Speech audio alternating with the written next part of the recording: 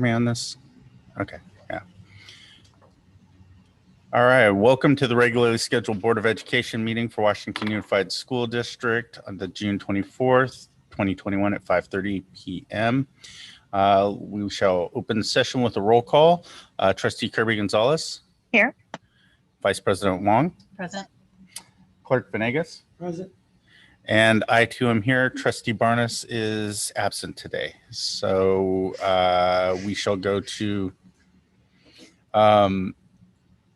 announcements of items to be discussed in closed session. E1, Government Code Section 54957, Public Employee Discipline Dismissal Release. E2, Government Code Section 54957.6, Conference with Labor Negotiators, WSTA, CSEA, and Management. Is there anyone here wishing to make comments on items in closed session? No public comments were received. Thank you. And there is nobody in the room wishing to make comments. So therefore, we shall go into closed session.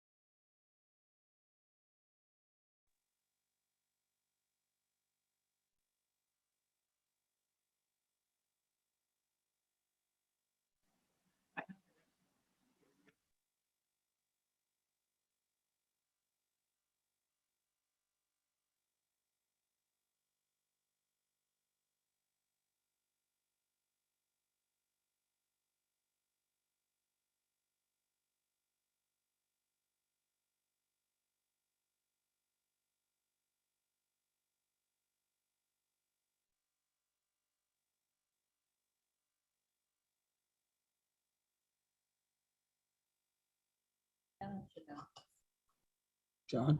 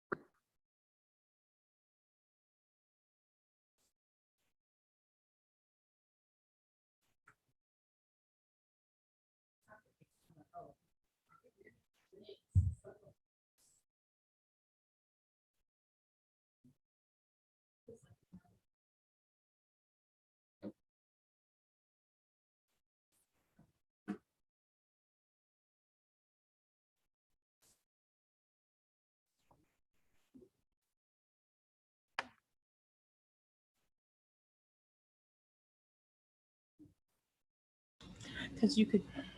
Okay, we're back into open session. Announcement of, let me take roll. Roll call, we'll have Clerk Venegas. Present.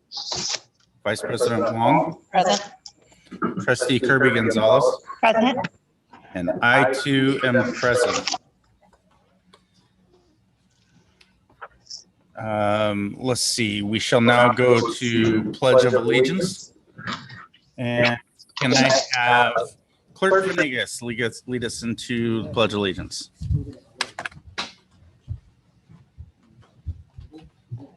I pledge allegiance to the flag of the United States of America and to the republic for which it stands, one nation, under God, indivisible, with liberty and justice for all. Thank you, Clerk Venegas. All right.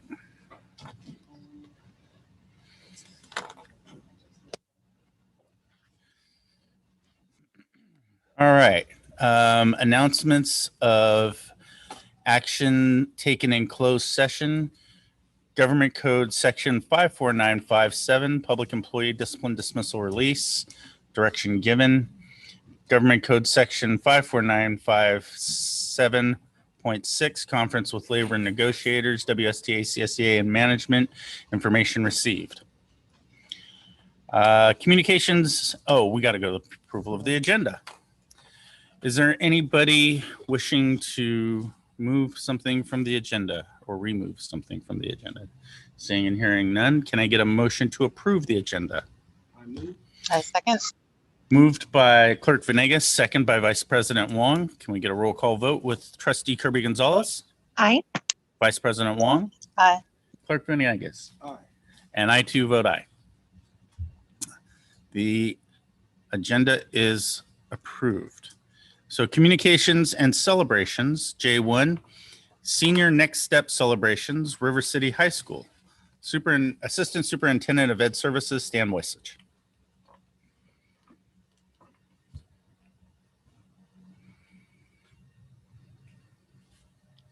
You right there, Stan?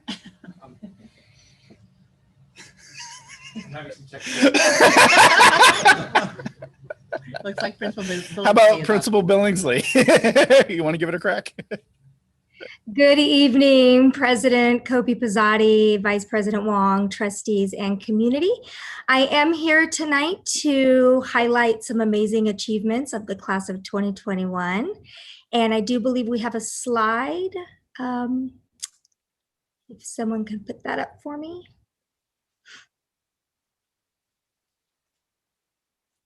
Superintendent Moisich, I didn't know if you wanted to say anything now that you're on. No, we're good. Thank you. Keep going, Brittany. Okay.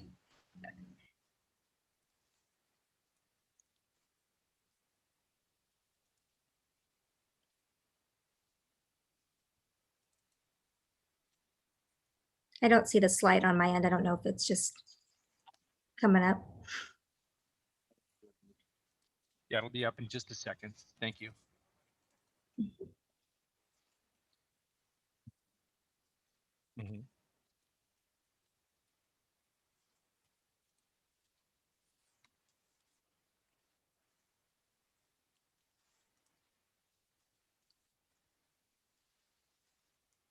Okay, so tonight I just wanted to stop on by and highlight for the community the amazing achievements that the class of 2021 achieved during such a challenging year. And so I think it's really important that we highlight not only did they face all the challenges that we all faced, but they persevered and they really did an amazing job to show that Raider spirit. So in front of you, you see the achievements listed. 67% achieved honor roll, even in distance learning. They just continue to strive and reach excellence.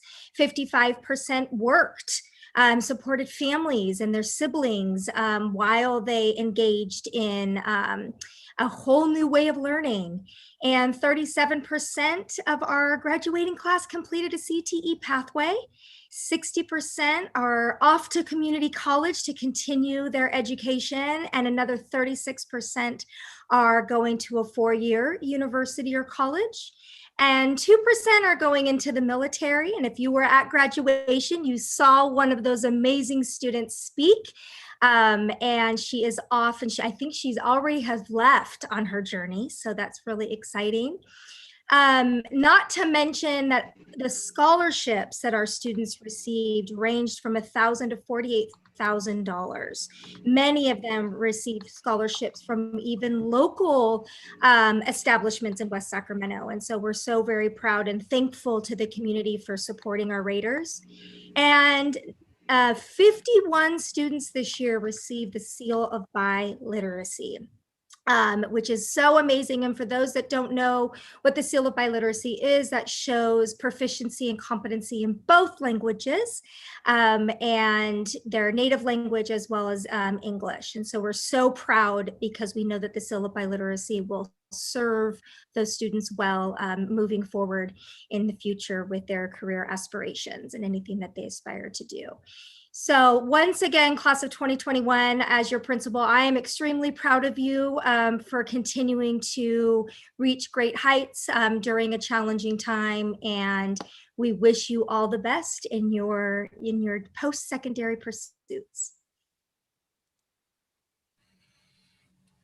Thank you, Principal Billingsley. That was great. I think I remember reading some of these and hearing about some of these highlights before, and I was just so impressed at what our students were able to do and accomplish even through less than optimal settings. And it really did. And it was great to see Chloe get up there and speak, and as she's headed off to the military. That's great. So yeah, thank you for all you've done and the hard work that you've had to go through during this hard year and challenging year, and getting our kids ready to, to have their next endeavor be successful.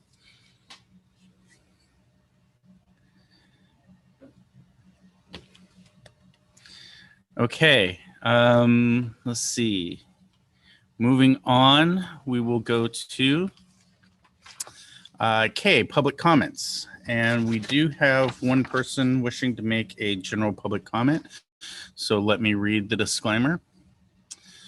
Members of the public may address the board on topics of our board agenda, in addition to topics that are under the jurisdiction of the board and are not on the agenda. Although the board by law may not take action at this meeting, the board may limit the total time for public input on any topic to 20 minutes, unless it chooses to waive the item limit for a particular item. Individual speakers may be limited to 3 minutes to comment on any topic.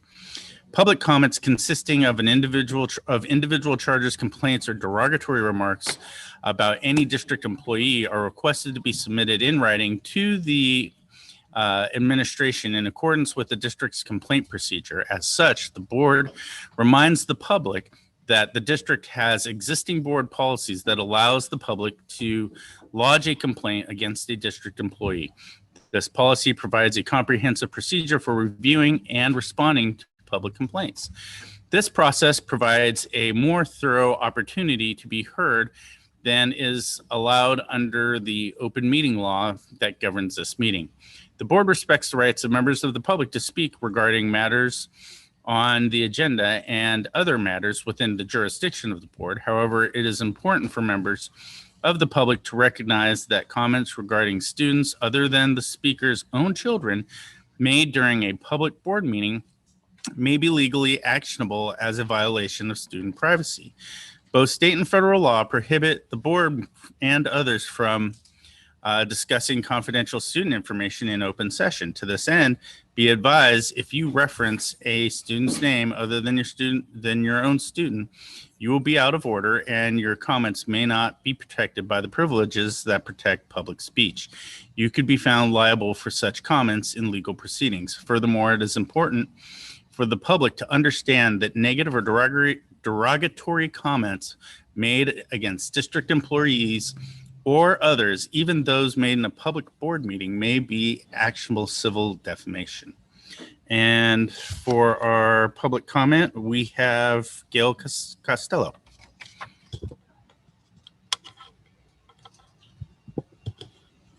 I'm going to read it because I want to be sure to say what I wanted to say and not anything else. Good evening. My name is Gail Costello, and I appreciate the opportunity to address you in person. I'm a West Sacramento resident, a mother, and a grandmother of school-age children. I'm also a retired educator. I served in 2 school districts as a high school department chair, and I served on the steering committee to open a new block schedule high school in Manteca, California. And after reading your agenda, I also did a week of AVID training in Los Angeles. That tells you how long ago that was. They made everybody go to Los Angeles. And a week. I think I was there. Pardon? May have been there. So I have dealt with vision and mission statements, and I know the value of schools guiding philosophy. My first concern is a question circulating the nation of whether AP Calculus should or should not be offered in high school. The value of strong math skills and education and numerous career paths has never been greater than it is today. Modern technical and environmental challenges will require students with a strong foundation in STEM academics. I've been impressed by the breadth of the AP courses offered at River City, including AP Calculus. I encourage you to continue investing in academic programs that support, inspire, and challenge students at all levels so that they can get the most possible from their time in our schools by maintaining the current AP programs and coursework. My other concern is the issue of critical race theory. The academic and philosophical basis for CRT has brought tremendous turmoil, distraction, and disruption to numerous communities over the last several months. CRT teaches students to categorize themselves and others into racial or ethnic groups, which is contrary to so much progress America and our community have made as a melting pot. CRT presumes that if one group is doing well academically, another group must be oppressed and suffering from intentional discrimination. The systemic division introduced by CRT is not only toxic, but it also distracts individuals and educators from academic challenges and the solutions we can engage for all students. My question is this: what is the school board's position on the inclusion of CRT materials or its philosophy in our schools? If the board has not taken a position on CRT to inform the community, teachers, and stakeholders, when will you?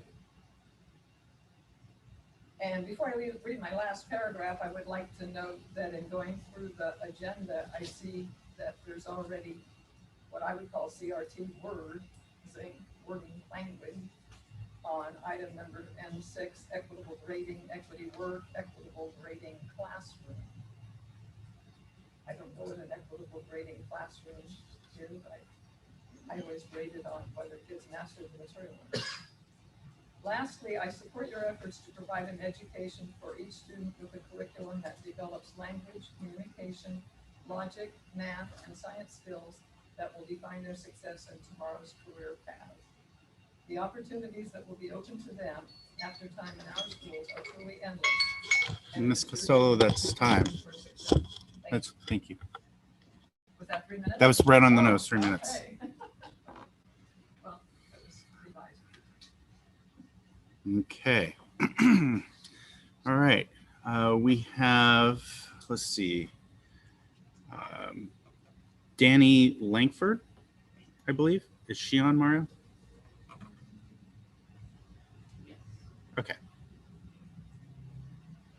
Good evening. Good evening. I respectfully request that you pull item N10 out of consent for discussion in regards to the public or the change order number 68 for the fence for the retention pond for the tune of $30,204. First, I'd like to know when it was decided there would be one, as it's never been shown in any plans, nor have any neighbors been notified that there would even be one directly behind their yard. I know this because my husband grew up in Fernwood Court, and we've talked to all the neighbors who have never been told anything about this campus, including when they reached out about the sidewalks that are also backed up to their homes, and they have huge concerns over it, but they were never given any answers or talked to by the district. Is the district going to put a fence up behind those homes, or are you going to be replacing their fences or leaving a 3-foot gap in between their fence and the detention pond? And if that's the case, are we going to maintain that? Who will maintain that? That's not fair to those neighbors. Mosquitoes and all kinds of weed abatement issues, that is not in any of the plans. And trust me, I've looked at them. While parts of the new campus look beautiful, I don't understand why new siding and new windows weren't put on the office when it's one of the first things people see when they walk onto the campus or drive by. Also, I'm sorry, but the air conditioners and all the junk on top of the flat top part of the office looks horrible, especially with the beautiful new campus. Also, I'd like to know where Mr. Reuter's bench and 2 trees were that we were promised that should be where part of the cafeteria is. We were promised that if it was removed, it would be put back there. There's no sign of it being put back there. I helped raise money for that beloved memorial, and I don't see it anywhere, nor do I see the memorial bench or tree for Kimmy, a student who died very tragically. My children were in school at the time, and again, we raised money for that family to have that memorial there, and it was between the original last wings. We were promised that would be put there as well, and seeing things today as we drove through and my husband walked out there, it's nowhere to be found. I'm saddened you ripped out all the beautiful established trees, and even though you've planted some, they are slow growing trees and they won't provide the amazing shade that the other trees did. Why are there no trees added to the kindergarten side? I know from my days of helping at kindergarten almost every day of the week while my kids were in that school, how much sun that side of the building gets. Even with the new windows, the trees were amazing. Why is the back area fenced off from the playground? Will that be used for PE or left to be the dried mess of dried weeds? It's just a wildfire waiting to happen. I'm asking you tonight, as no one seems to want to respond to my calls, I'd also like you to direct staff to answer these questions as the Brown Act does allow you to do.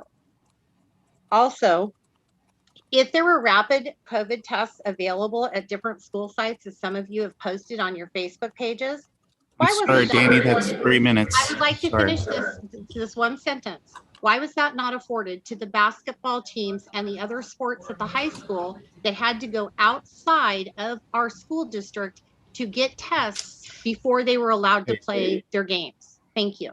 Thank you, Danny. Okay.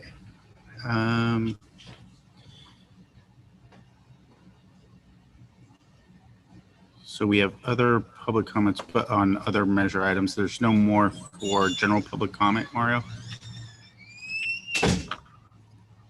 No, not at this time. Okay. So we shall move on to public hearing. I'll gavel in this public hearing if I had a gavel. L1, public review for the reasons for assigned, unassigned excess reserves. Robert Martinez, interim assistant superintendent of business services, which would probably be Kylie or Robert. Oh, where's he? He's on. Oh, I'm sorry, Robert. Dr. Martinez, you're muted. There or you we go. can't hear you. Okay, there it goes.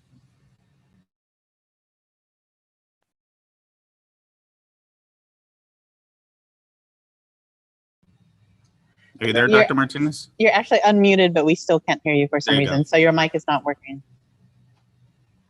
Your mic isn't working.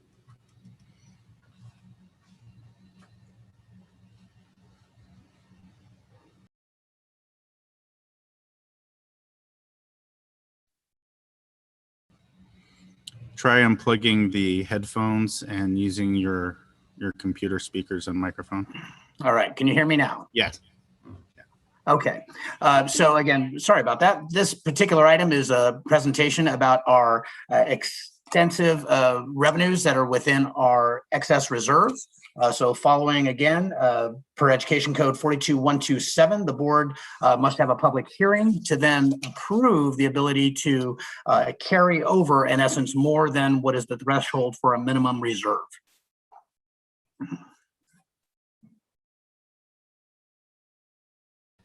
All right. Is there anybody here wishing to speak on the public hearing? No public comments received.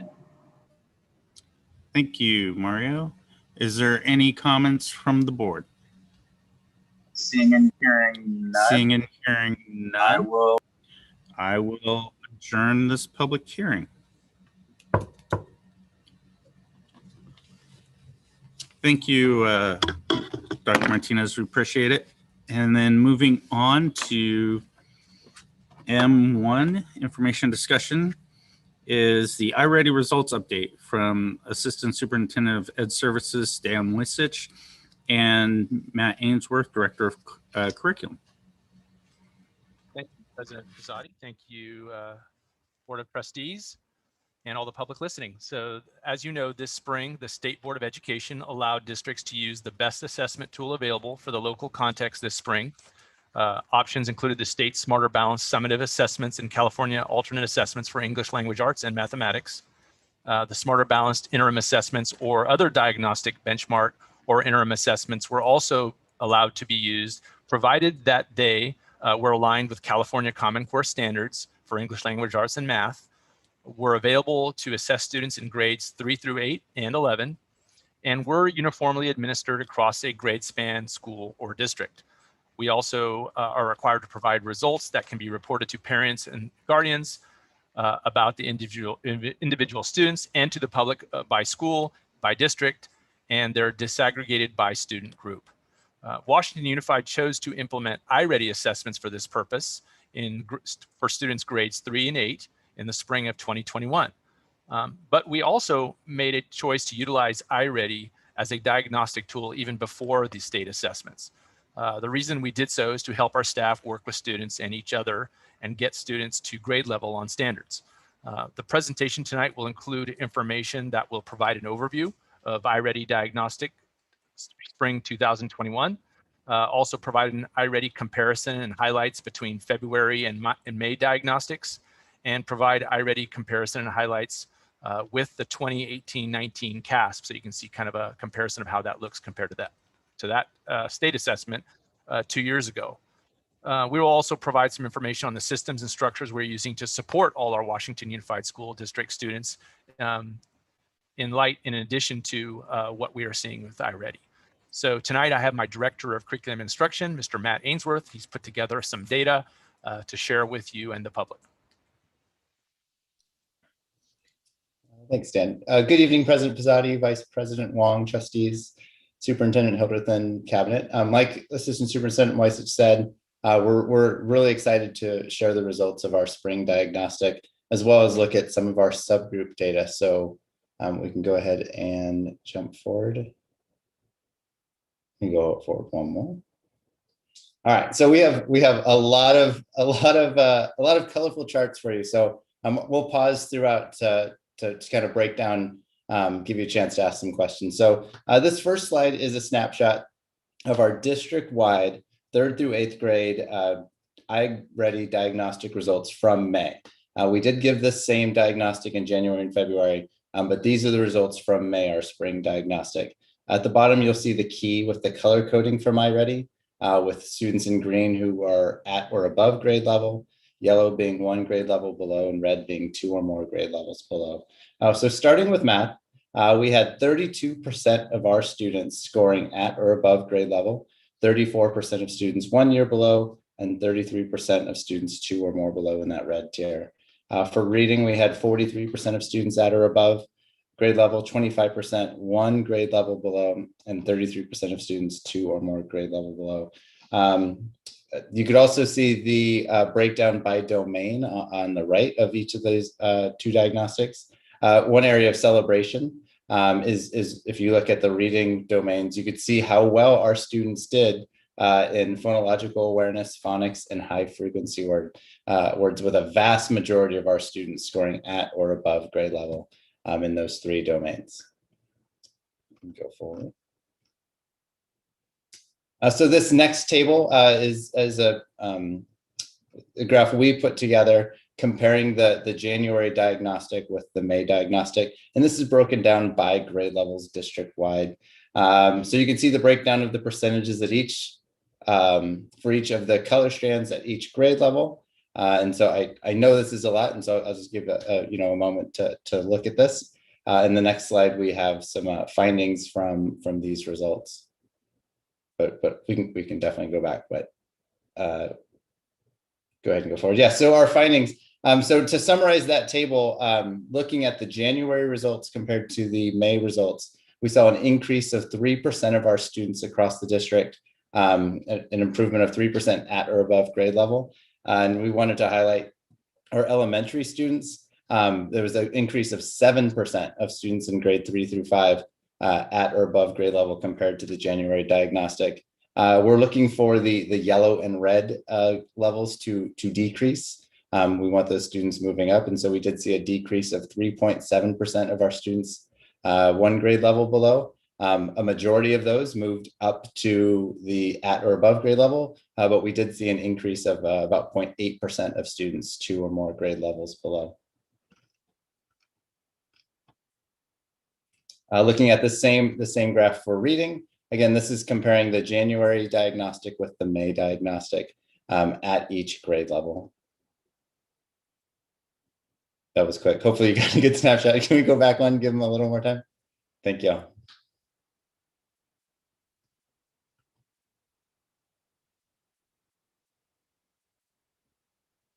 So again, our goal is to look for growth in the screen table from January to May. Now you can go ahead and go forward. And so our findings from the reading diagnostic, again, we were looking for an increase in the green and a decrease in the yellow and red, and which we saw in reading across the board. We saw an increase of 2% of students at or above grade level. And again, focusing on our elementary, kind of outpaced the field with 3.3% of students improving at or above grade level. And we did see a decrease of about 1% at the students who were 1 grade level below and 2 or more grade levels below. So we did see some movement in the positive direction from our January to our May diagnostic. And so before we move on, I thought that was a good place to pause, see if the board has any questions or comments on these tables that we've shared so far. Yeah, thank you, Matt. That's actually a good point to stop there. Does anybody have any questions or comments? Yeah, I noticed that the 8th graders are the population group that went down. Do we have any thoughts about that? I have some thoughts that could possibly impact that, but any unpacking there? Yes, Dan, I don't know if you wanted to share. I have my thoughts as well. I'll defer to Assistant Superintendent Moises. Well, we have more than one thought, but we also think that I'm glad to see that you have more than one thought. Thank you. That means 2. So we do know that the testing conditions in terms of the classroom environment for elementary and for our 6th through 8th grade students was different. And so what we had in our elementary environment was definitely much closer to what was more traditional, although nothing about this year is traditional. It was definitely closer to what we were traditionally before. And so we did have a lot more direct teaching time, teacher contact with our students in elementary than there was with the 6-8 grade students. I will point out also that even going back to past diagnostic data, 6-8 has been an area that we've probably had some weakness in or some challenges. So that's consistent too with some of our even our past data. So I think there's more than one thing that's probably hitting at us there, but We do know that there were more students that took this test in elementary in person than there were virtual. And we did have a lot more 6-8 students taking it virtual. And so that could have played a part for sure in that. We think it played a part. Thank you. Notice that the eighth grade. You're touching on the point that I wanted to make, especially in math. Because I noticed from January to May in math 3 through 5, on average was going up about 7 points. And then I looked at, 6 through 8, and it looked like they went down a point or two, maybe even more. And from what I recall seeing about the attendance was 3 through 5, the attendance was majority, it was like 60 to 65% of kids were in person, whereas 6 through 8 were 50% and less in some places. So I was wondering if the correlation was being made between taking a test in person or the amount of, I guess, focus and attention that is being placed in person versus being from home, which I think kind of supports our push to try and get as many kids back as possible. But is that what you were?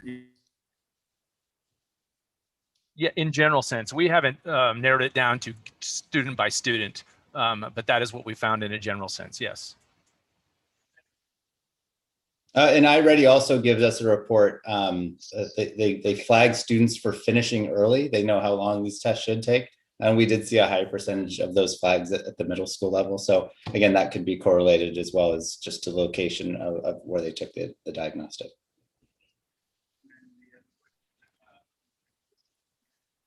President Posadi, I can't hear you. Jump to mute. I didn't unmute. I didn't mute myself. I didn't mute myself, I swear. So is there a way for parents to view this information for their own student?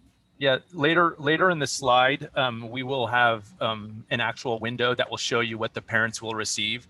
So one of the nice benefits of this iReady and data is that we haven't actually required our 11th graders, Director Ainsworth will get into this a little bit more. We haven't acquired our CASP information yet in terms of the scores.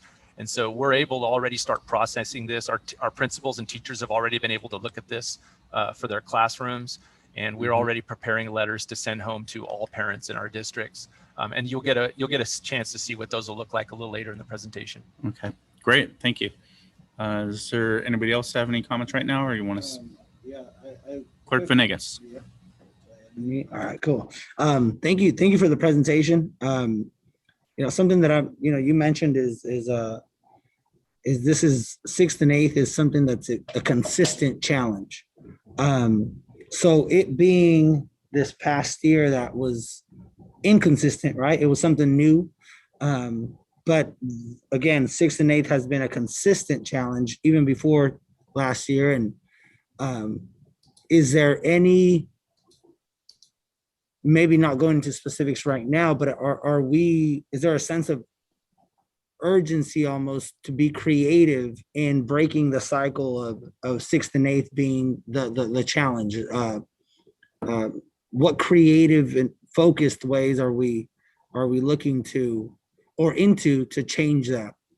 Since it has been a consistent challenge for us, and not only us, I'm sure other districts, but I'm really wanting to see how we can use this data to not do things the same way. Yes, thank you for that. So we have been talking about this and looking at different ways to get creative in terms of scheduling as well over the past. Some of that kind of came to a little bit of a standstill with COVID. And so COVID was a setback, as you understand. But in a general sense, there are three main characteristics exist that really help classroom instruction, and that is having rigorous instruction, having relevant learning experiences for our students, and having great relationships. And I want to talk a little bit about that relationship piece because you know, we were just listening to Dr. Tyrone Howard a couple of weeks back, and one of the things that he really talked about was that there's no significant learning can happen without significant relationships. And even though our teachers do have significant relationships, our staff have significant relationships with students, you know, every year is a possibility to have better relationships. Every class is a possibility for better relationships. And we really need to look at how intentional we are with establishing real positive relationships for all our students in our care. I happen to believe that 6-8 may be one of those areas that are more critical than others in terms of those positive relationships. And, you know, we know that resilience, we know our kids have resilience, but resilience can grow even further from great relationships at the school environment and the school with the school community. So we need to think, we need to look and examine ourselves. You know, maybe we've been a little bit too context neutral in terms of how we do things. And that's something we're going to have to really look at with our staff. And we are talking about it much more. If there is a silver lining to COVID, we are talking about this factor of relationships and how it affects social emotional well-being of students. We are definitely going deeper into that than we have in the past. So I just wanted to add that to what you said. I think it's more critical at 6-8 than maybe any other grade level, not that it's not critical at other grade levels as well. Okay.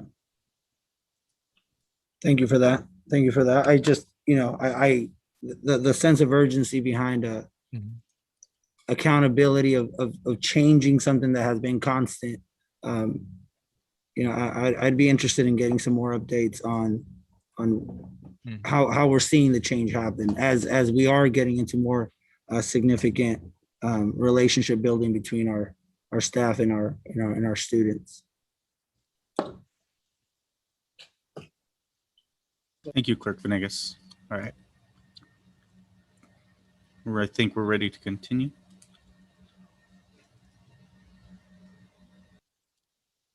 One more, Mario. Thank you. Okay, the next few slides, we'll be looking at the results of some of our student subgroups. And so these results that we're going to show are just from the May diagnostic. This isn't going to show growth. I'm going to highlight some areas of growth with our subgroups. And so here is one of our subgroups. This is for the math from May. And this is a report from iReady for student demographics on race. Some celebrations. So again, this is the May snapshot.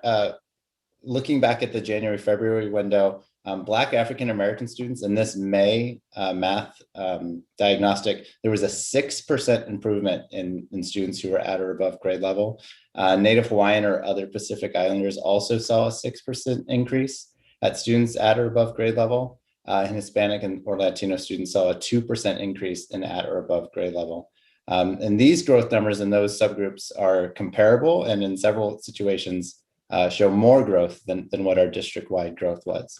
The next slide is the same report for the reading diagnostic. Again, some highlights comparing these results to the January diagnostic. Again, Hispanic Latino students saw a 2% increase in students who were at or above grade level. American Indian or Alaskan Native students saw a 12% increase in students at or above grade level from the January diagnostic. So again, we were able to break this down with one of these demographics subgroups, and we still were able to see some pretty tremendous growth in these groups. This report is our English learners. Again, this is just the May diagnostic, so math on top and reading at the bottom. Again, comparing these results to our January diagnostic to monitor the growth.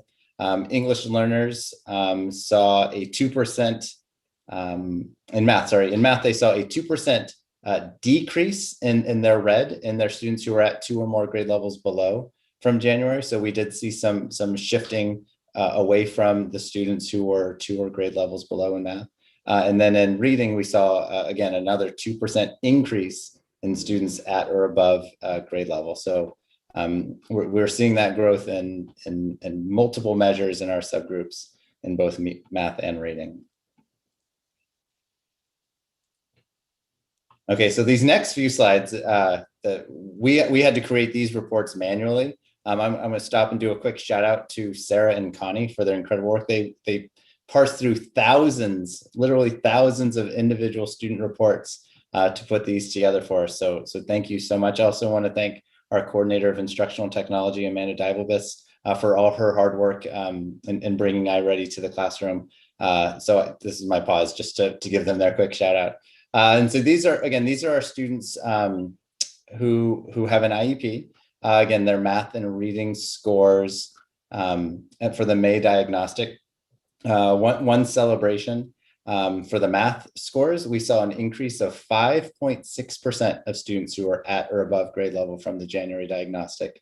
And at reading, we saw a 3.5 increase in students at or above grade level. So again, it's that stretch of time from January to May when it was about as chaotic as school can get with changing to hybrid or staying virtual, and across all of our subgroups, we saw growth from that January to May diagnostic. We have two more of these subgroups, and then we can pause to go back for questions. So we can go ahead and move forward. We did a subgroup for our homeless foster youth. This group of students, we saw in math a decrease in their read of 9.7% of students from the January diagnostic of students who are 2 or more grade levels below. And this same group also saw an increase of 4% in reading at the green level at students at or above grade level. And forward one more. And for our socioeconomically disadvantaged students, this group of students, we saw a little over a 3% growth in students at or above grade level in math, and 1.8% or about 2% growth in reading for students at or above grade level. So I know that was a lot, and that was a lot of subgroups, and we can definitely go back and spend a little more time on any of those, but I wanted to pause and allow more time for questions before we move on. Questions from the board? Trustee Kirby Gonzalez. Thank you. I know how tedious it is to dig into this work and to pull out demographics. And so I would like to urge, first, thank you for doing that. It's important to look at these breakdowns. And I would like to urge us to go to the iReady folks. They have an obligation to help make it easier. And maybe we can leverage the fact that we are using their services, that they can help to make this an easier system. I know that they've been receptive to feedback in the past, but I think that this is data that we're going to want to see every time. I think that we look through our iReady data in the future, and to make it easier, I hope that that maybe they can be more accommodating on their end. But I do appreciate seeing these breakdowns. It's very glaring where there needs to be some work, and I know that these assessments are hard to even use as a baseline because we don't really have a baseline year. So that's all I have for that piece. Anyone else? Yeah. Clerk Venegas. Is there a clear or expressed goal, with the timeline that we as a district, as a community, as parents, is there something we're shooting for? Is there a goal that we want to see by a certain time? Or are we thinking about putting certain goals together to realistically start to see the change that we want to see? So yes, on our LCAP, we do have metrics, and these state standard measurements are part of our metrics. And so in a general sense, what's really important is to see growth year after year and sustained growth. And so those metrics are on our LCAP for academic achievement in math and ELA as it relates to CASP. That is one of the key metrics. Thank you. Vice President Wong. So thank you so much for putting together, and I agree with Trustee Kirk Gonzalez. It's I mean, it's an odd year and we would need to get tested and all that stuff. So I appreciate you pulling together, and it is flaring. But I appreciate it. And I do like the early comments about the importance of relationships, right? That will make the difference. And I did jump ahead, Matt. So I'm looking forward to kind of the other conversations that we'll have related. I have future conversations about apples and oranges, task versus this. So I don't want us to feel like we're beholden to these data and last year, because I think I want to look forward in terms of planning, because it was just an odd year overall. So, but appreciate seeing the data disaggregated. So. Thank you. And I do have a question, because it says 2 or more grade levels behind. Did it stop recording after 2 or more? Was the information not disaggregated after 2 or more? Or, like how many categories of grade levels behind falls into the red figure? That's a great question, and this is something that I'm really fond of iReady, because it doesn't just, like with SBAC results, it just says not met standards. It doesn't tell you where. These reports, if you're a 6th grader and you scored 2 or more below, it'll tell you scored in kindergarten. Or Hold on just a minute. Sorry, Mr. Ainsworth. Oh. President Pizzotti couldn't hear you. Hold on just a minute.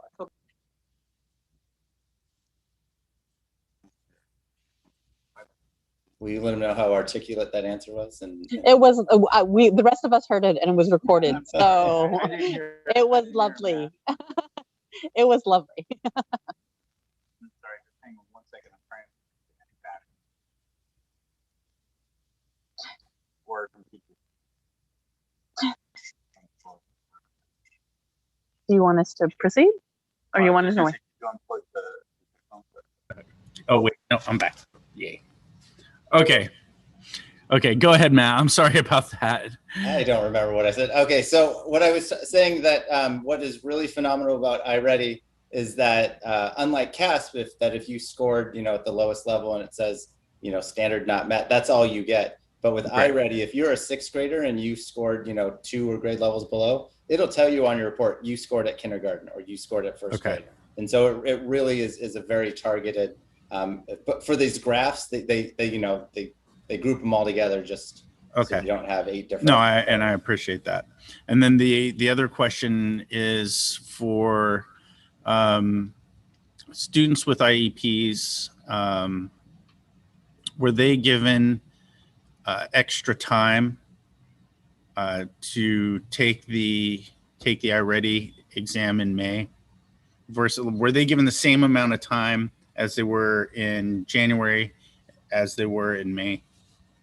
Yes, so everybody got as much time as they need. We did have a window, but it was a pretty soft window, and we learned a lot from the January implementation of the diagnostic, and we advised principals and teachers to chunk it a lot more into 20-30 minute blocks of time over the course of the week. We know our students with an IEP we'll probably need more scaffolding, and maybe even 10-15 minute chunks would probably be best. One thing that is great about iReady is that they could put in the student supports that they need, just like that they would have during SBAC. And so the student, it was a very fair, accurate diagnostic implementation for those students. Because I remember in our board study session that Dr. Hildreth made the very important comment and point that sometimes it's the test itself that is the barrier. And as I see the diagnostic demographics of students with the IEP, I can't help but wonder if maybe the test is not designed to accurately assess um, a student's competency on an issue or on a topic, on a certain curriculum. So that's just something that kind of gave me pause, and I was just wondering if you happen to have any comments on that. I mean, I don't understand if you want to talk. I was just going to add that this is a diagnostic to give us kind of a view of how a student is doing, but it's not the only measurements that we use to look at how students are doing. And so there's a comprehensive amount of things that are looked at in the classroom to see how a student is doing. But this is definitely one indicator to let us know where a student is at grade level and to see if we need to give other assistance. The word urgency was used earlier, and in some cases we can see things ahead of time to see where we may need to be more intensive in our intervention. Yes, thank you. And that's going to say is a measure, not the measure, and that's really important. And it's important for our families and for the teachers to understand that as well. That this gives a data point, and we use the data to guide our instruction and guide our planning, but it doesn't obviously not tell them. And I hope that's communicated clearly to the parents when they receive the iReady information, that this is just a data point and not an overall indication of how your student is doing. Go ahead, Vice President. And if I could, go ahead. And I'm going to remind everybody, was a weird year. And again, going back to what Trustee Kirby and it's weird to even use it as baseline at this point. Like it's almost a test case, right? This was a beta test period. And I don't know if we should actually, not that we don't value this, that's why I'm looking forward to the later conversations about big picture, right? The big picture conversation. It's concerning to give this data to families when we're not in school without that conversation, because others got it during, that last week of school, and here's what it is. So I think that that's a really good point. If we're going to send this out to families in the summer, what is our motivation? We want to be transparent, but we have to be very sensitive to that. I 100% agree, and it's how you communicate it is going to be important. Dr. Hildreth. Thank you. I was just going to reiterate those points that we're looking at this to get an idea of, as we start talking about learning loss, where do we even start?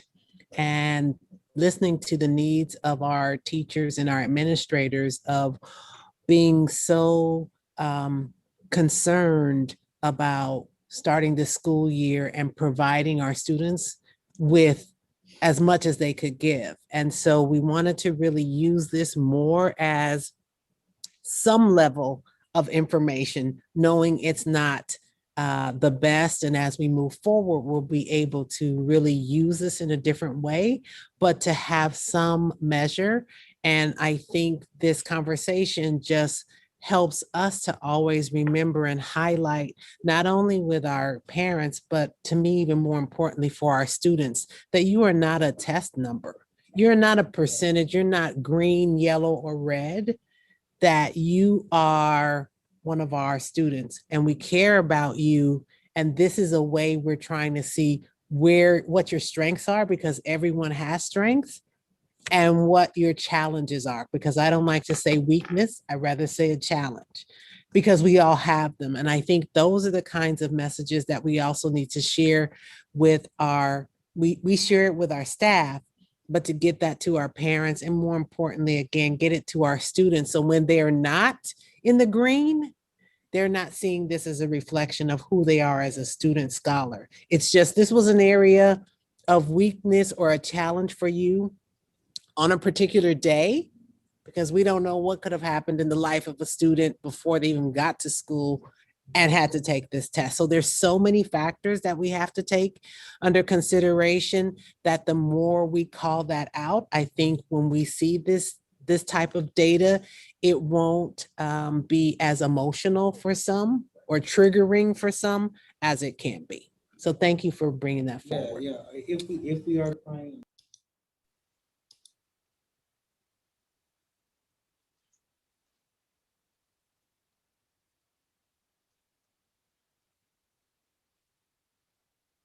I was asking if we are choosing to send it out, because the explanation is beautiful, but I know when you open, you open something, it's coming from the district, it's feels official. I mean, it's, as it should. If it does state on there the exact reading level, right? If I'm a fifth grader and it says on there first grade reading, like that's going to, you could tell me that was one day we loved, right? But that's going to stick. It can, right? So just if we are choosing, like, Sarah was talking on is why. First, what would be the why behind it? And two, if we are choosing, I definitely would like to see what it looks like. So when they open it, how does it translate that this is just an indicator, not overall? And an indicator in a weird academic year. Like, I just want to be clear that, like, yes, I appreciate the transparency. We have to do it, but like, how are we going to catch in a way that we're looking for big trends here, right? Between Northside, Southside school. I'm like that, like our, the disparities within our students with special needs, not the actual numbers, but actually if you step back and take a big picture, what are the things we're going to do moving forward? Because I'll tell you, my daughter, and Matt knows it, did well on something. So she's like, where's my score? I'm like, you're not a score, right? You're not a score. And how do I, like, just kind of, even as a parent, like pump your brakes, it's going to be okay. Like, I almost don't even want to show her, right, how she did, because it's just a totally different test. It's not even timely anymore. Yeah. All right. Thank you, guys. Matt, if you have more to continue.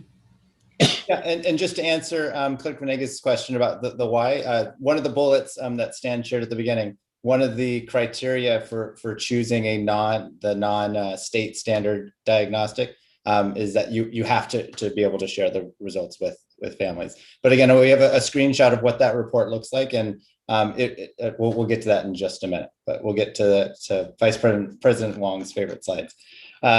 So one thing that we were really excited to do is, again, and is not a straight apples to apples comparison, is look back at the most recent SBAC scores, CAS scores that we had, which were from spring 2019, which feels like forever ago.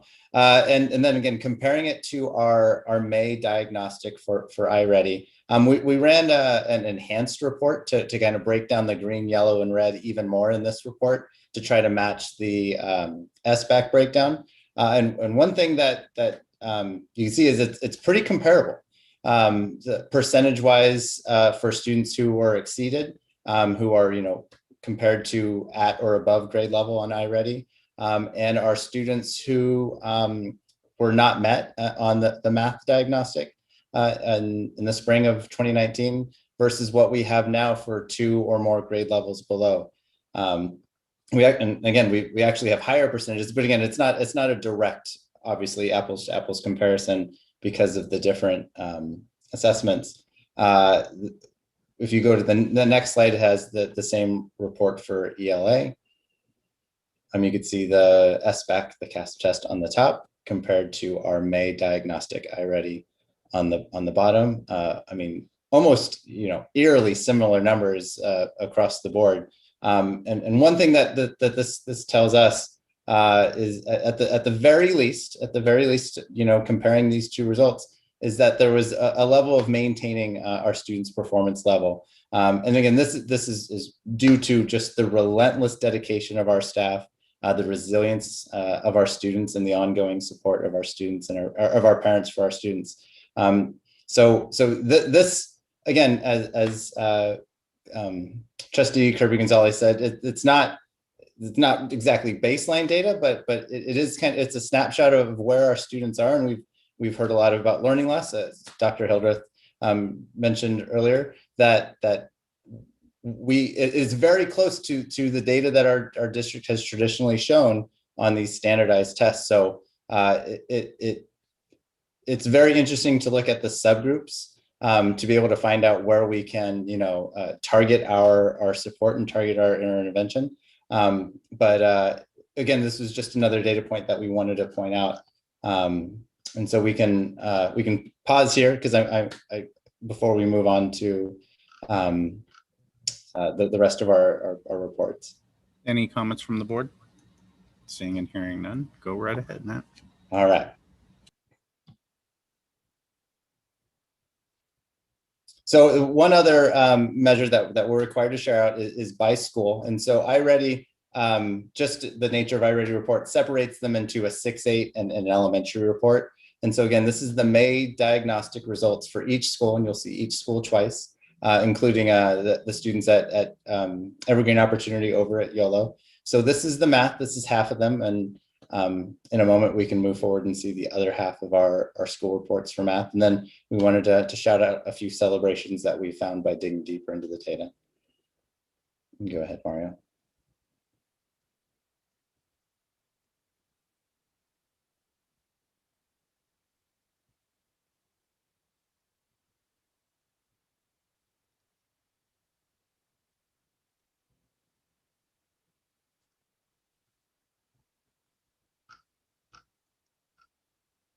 Okay, and go on to this next one.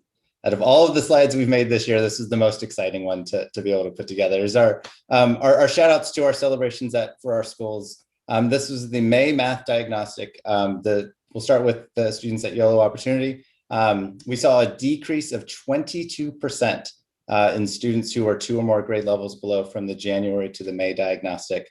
Just an amazing job by that group of students. Westfield 3rd grade saw a 17% growth in students who are at grade level or higher.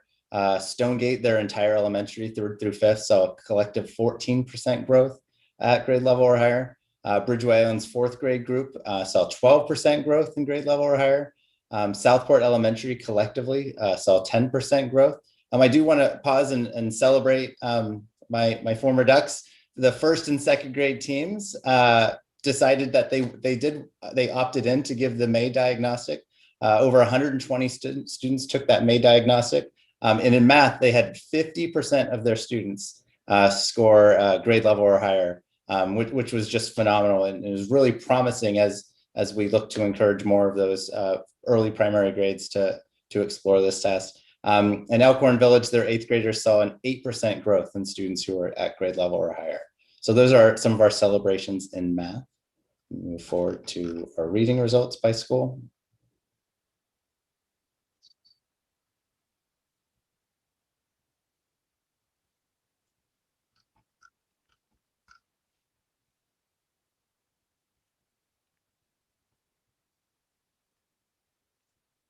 Go for it, Mario.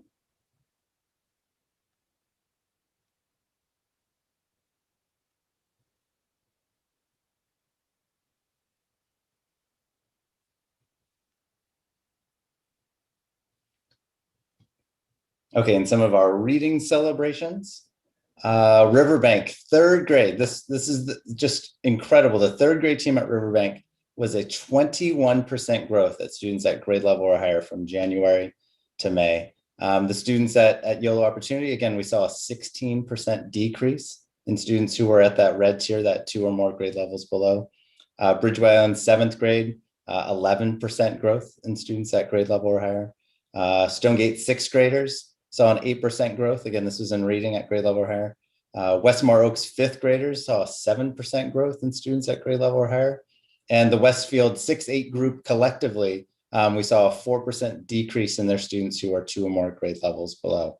So again, just really exciting to share how well we did across the district at these grade levels. And before we move on, this is where I want to thank the board for their support in moving forward with iReady, to be able to get these immediate results that we can both celebrate and begin to act and plan on. So again, we thank you for your support and bringing this to our district. Before we move on to what our 11th grade students were able to complete. Go ahead, Mario.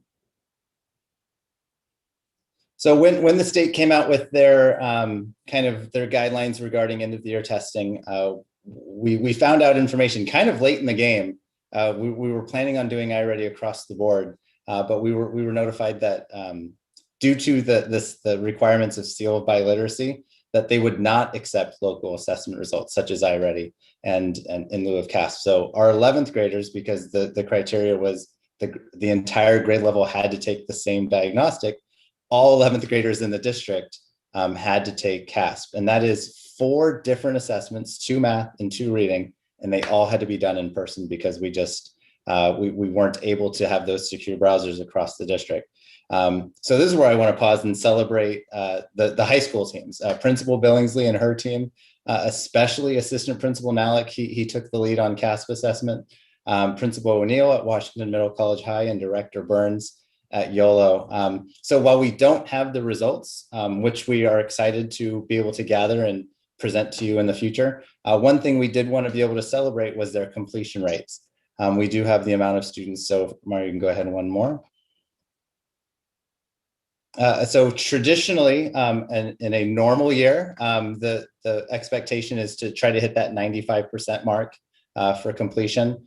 This year, the state waived that as a requirement. It was a, obviously a goal, but knowing the situation that we knew we weren't going to hit that mark. And so I'm incredibly proud of these numbers and students coming in day after day, week after week in a very tight testing window, because we were up against the end of the school year. So our in total, our 11th graders across the district completed 1,719 CASP tests. And overall, it's an 84% of our 11th graders across the district completed. So really well done to the high school teams and to those high school students, the families for supporting and getting them to campus. So we're looking forward to sharing those results with the board when we get them. So going back to our next steps, if we can go forward one more. So this, and again, I apologize that it is small. I just wanted to be able to show both sides. The next step, the very next thing that we're going to do is report out to our families. They're going to get this report, one for reading and one for math. The left side is what's going to be the front. The blue bars show the growth from the January to the May diagnostic. The table to the right is each of those domains: phonological awareness, phonics, high frequency words, vocabulary, comprehension for literature, and comprehension for informational text. And again, it tells them their January score and their May diagnostic score. The table below that will tell them their Lexile reading level. There's actually a link there to find books at your Lexile level. So again, it's a very useful tool. It encourages to share with your child. The backside, which is again very, very small, I apologize, goes into those domains in greater detail. I whited out the student's name on this, but each of those paragraphs on the right picture, it is detailed for that student based on their scores, what they did well and their areas of improvement and suggestions on what to practice to improve. So again, this form is not a judgment. It is not a grade. It really is, here's what you did well, and here's what you can continue to work on, and here's how you work on it. So it is, and they'll get, again, one of these in reading and one of these for math, broken down by all the domains. So a very useful tool for our families. And again, the necessity to send it is just a requirement to share reports. But again, very, very actionable information for our families. So as far as what's next on the bigger picture, I'll let Stan finish it up with these last 2 slides. Thank you, Matt. Some of the things that we have already been working on in the district as interventions and looking to improve things beyond just regular classroom activities. But we've always had summer programs with our ESY and English learners. We have that continuing to this day. We have done that for a few years now. We are looking to extend learning day opportunities. Before and after school interventions have been happening for many years during at school sites. This year that was limited, but that's something we're definitely going to keep continuing. FEV tutoring is something we have started within the last year.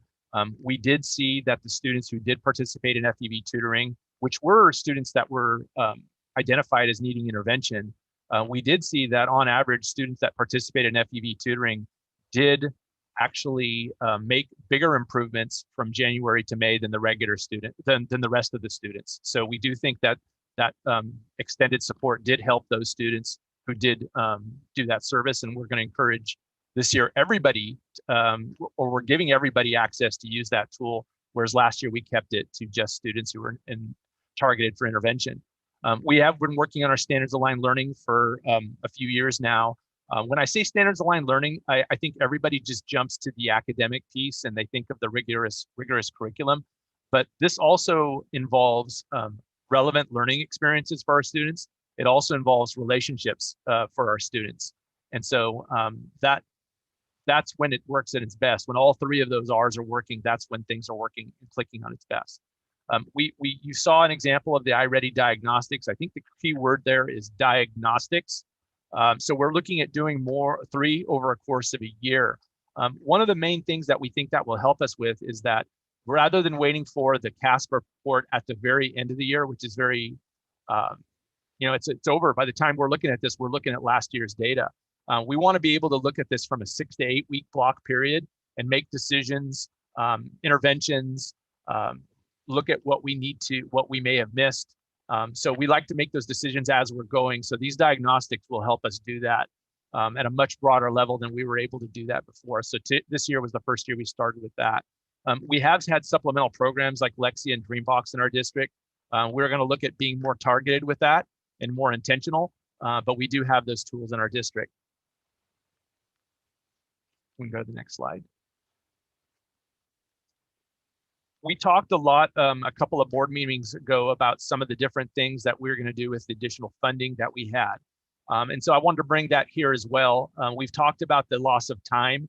I think this is a good moment to say that even though we know we've lost time and we know that there have been challenges with what we've had to deal with in the classroom with COVID, I do think our staff, not only did they work hard, but they had a lot of success in keeping us in the game. And I think there are a lot of folks that we've talked to that have thought that what they were going to see when we look at how our kids are on standard, I think they expected a big drop. And what we're seeing is that we held our own. We do want to do better. We do know there are areas that we need to do better in, but seeing that it is very similar to what we saw 2 years ago, and at least there wasn't this catastrophic drop from what was anticipated by many people, is very important. So, but we do know that time has been very different, and we're trying to. It's all about the growth. It's not about loss or recovering loss. It's really about growth. Going back to your question, Clerk Venegas, about things is we want to keep sustained growth. And so one of the things, we started a summer boost this year. We've increased our summer programs quite a bit. We have over 1,000 kids that were part of summer programs the first 2 weeks of school. That's the most that I know of in our district. And so that's going to continue to increase all summer. Not even just summer, but going into next year and even the years beyond, we're looking at extending our learning day opportunities as much as possible. When we use a word like Saturday school, I think people look at that as kind of a bad word, and kids think of that as punishment maybe. But I think what we're looking here is extending learning opportunities and not just punishing kids and saying, you know what, you didn't do good on your CASP, you need to come to Saturday school. That's not what we're doing here. We're looking to extend learning opportunities, and we're looking at possible intercession. And something that I think we're going to try, we've done mentoring in the past. We're looking to increase our peer tutoring and mentoring capabilities. I think this is very important for the relationship piece that I talked about earlier. I think if every student has somebody, particularly if they're a student who has been struggling, those should be targeted first. And if we can find somebody for them, an adult that they can learn from, I think that resiliency we'll get a lot more out of that resiliency with the good relationships. We're looking at adding more English learner newcomer support. We've agreed, you agreed to add some personnel to us to help us with that. iReady personalized instruction pilot team. We are getting feedback from our teachers that maybe the diagnostics are not enough. that there may be some things that we can do more frequently that are more linked directly with instruction. And so that will help us, I think, really make sure our standards are connecting with everything that we're doing in the classroom. And I think that will make a difference. So we're getting a lot of feedback on that. And we're looking to build an instruction pilot team to give us a good advice on how we want to move forward. So that's something we'll definitely keep you updated on in terms of what our staff recommends. We have increased not only paraeducator positions, but we have been increasing positions for next year and the next few years with ESSER funds. So we're hoping that extra people power will help us. We are going to monitor that ongoingly to see where that's most successful and if we, whether or not we need to increase other additional positions or change where our positions are to make sure we're getting the most support for our students. So that was all part of the AB 86 additions and narrative that we showed a couple of board meetings ago. There was a lot more in there as well. These are the general summaries of those, but each of these has a lot of sub items to it as well. So I think as much as we came off of a very difficult couple of years, the people I talk to, the people that work for you, many of them are very excited about the possibilities about next year. And so, and I'm one of them. So, you know, and not just because we have this extra funding, but I think we learned a lot too. I think we've learned a lot from this experience, and I think it's gonna help us be much more intentional with working with students, because some of the data that was shared with you tonight, some of those challenges are not new challenges, which tells me that some of our remedies, some of our activities that we've tried, although we've had successes, it still shows us that we have a ways to go and we have challenges to overcome. So I think this is going to help us go a long ways with our intentionality. So I know people look at data in funny ways, and none of this is about judgment. The data is there to help us. It's there to help us so that we can see where we have challenges, like Dr. Hildreth said, and so we can make improvements, because that's what it's about. It's about constantly improvement, and we do need data to help us with that. And I think the district is moving forward in a good direction in terms of our data. So thank you for listening to our presentation tonight.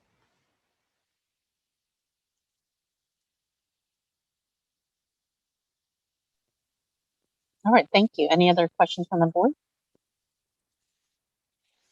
Okay, Trustee Kirby-Gonzalez.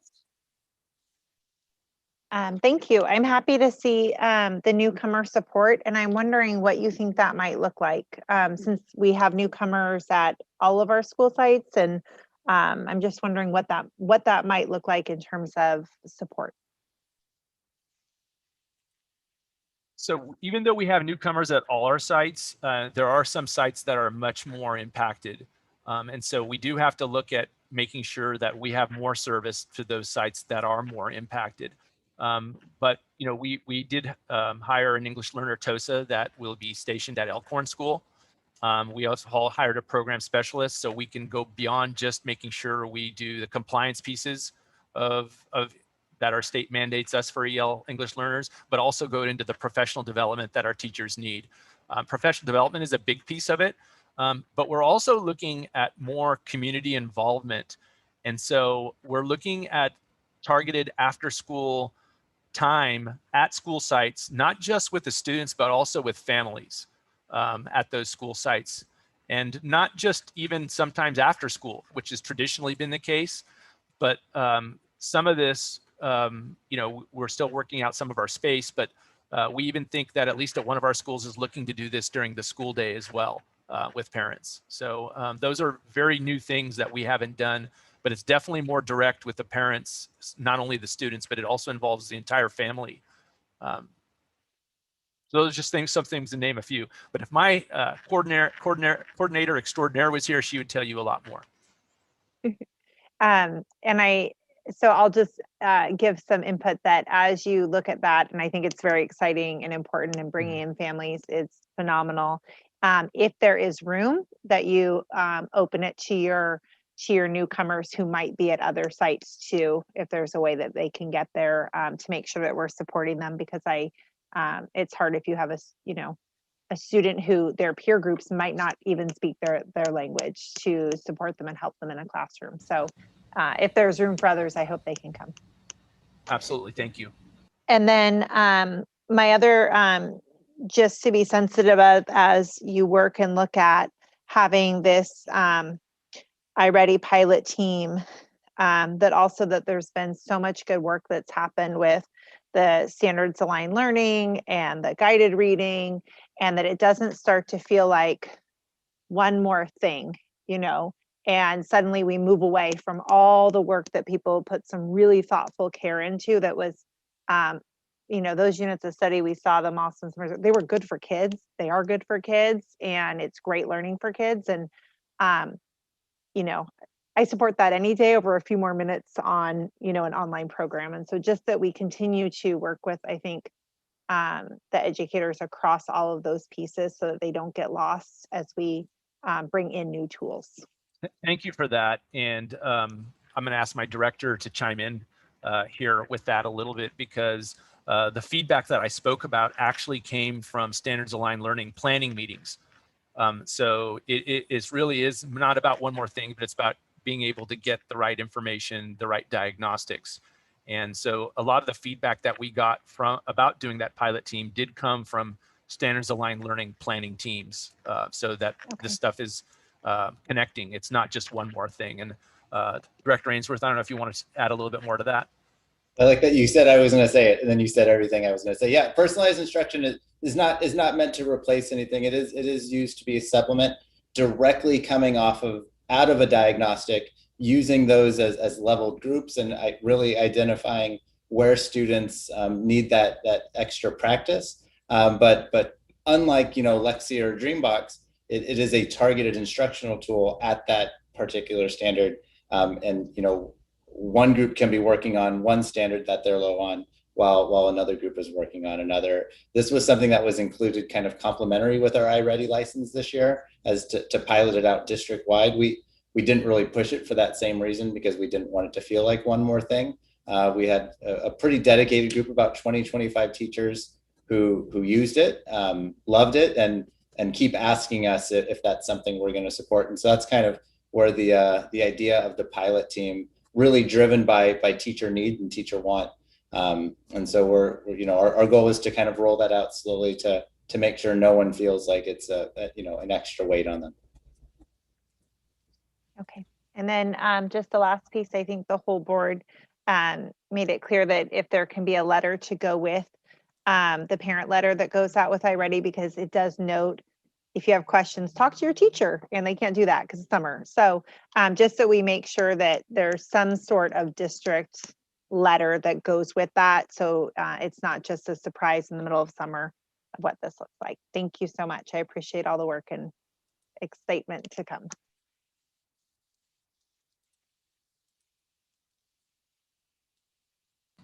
Okay, is there any other questions from the board? Actually, we should probably go to public comment if there is any public comment on this item.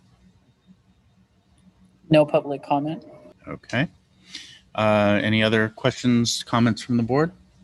Seeing and hearing none, we will go on to M2, Measure Z bond sales update provided by Blake Boehm with KNN Public Finance and Dr. Robert Martinez. Yes, well, primarily we're bringing forward Blake Boehm from KNN Public Finance. Blake and the team are the ones who have been helping us with our last Measure Z program. And so he's here to report and give us a little bit of information about that process and the very successful conclusion. Blake, go ahead. I believe we have a presentation. Mario can draw up. Well, while that's coming up, I'll say good evening and thank you for having me. I'm excited and I get the privilege of really sharing the highlights from, as was pointed out, a very successful initial sale from the Measure C bond. There was a lot of hard work that was put in, starting with district staff, which helped to really promote the successful sale of the Measure Z bond. So we collectively, as kind of a financing team, if you will, wanted to report back to the board and really share the highlights and allow everyone to acknowledge that this is really going to build a great foundation for the Measure Z program moving forward as we look towards future bond sales. So with that, on the first page, really just touching on, again, a high level, stemming from the district voter authorization of November 2020, district voters authorized $150 million for district-wide capital facility projects. This initial sale targeted the first 60 million of the 150 authorized, leaving $90 million left to be sold down the road for future projects. This first 60 million will allow the board and district staff to kick off the first phase of capital facility improvements within the district. The bonds were sold effectively on June 3rd. The bonds priced on May 20th. We were able to secure a all-in TIC, which is all-in true interest cost. And for just boiling it down, really the interest rate, the average interest rate for all of these bonds, 2.417.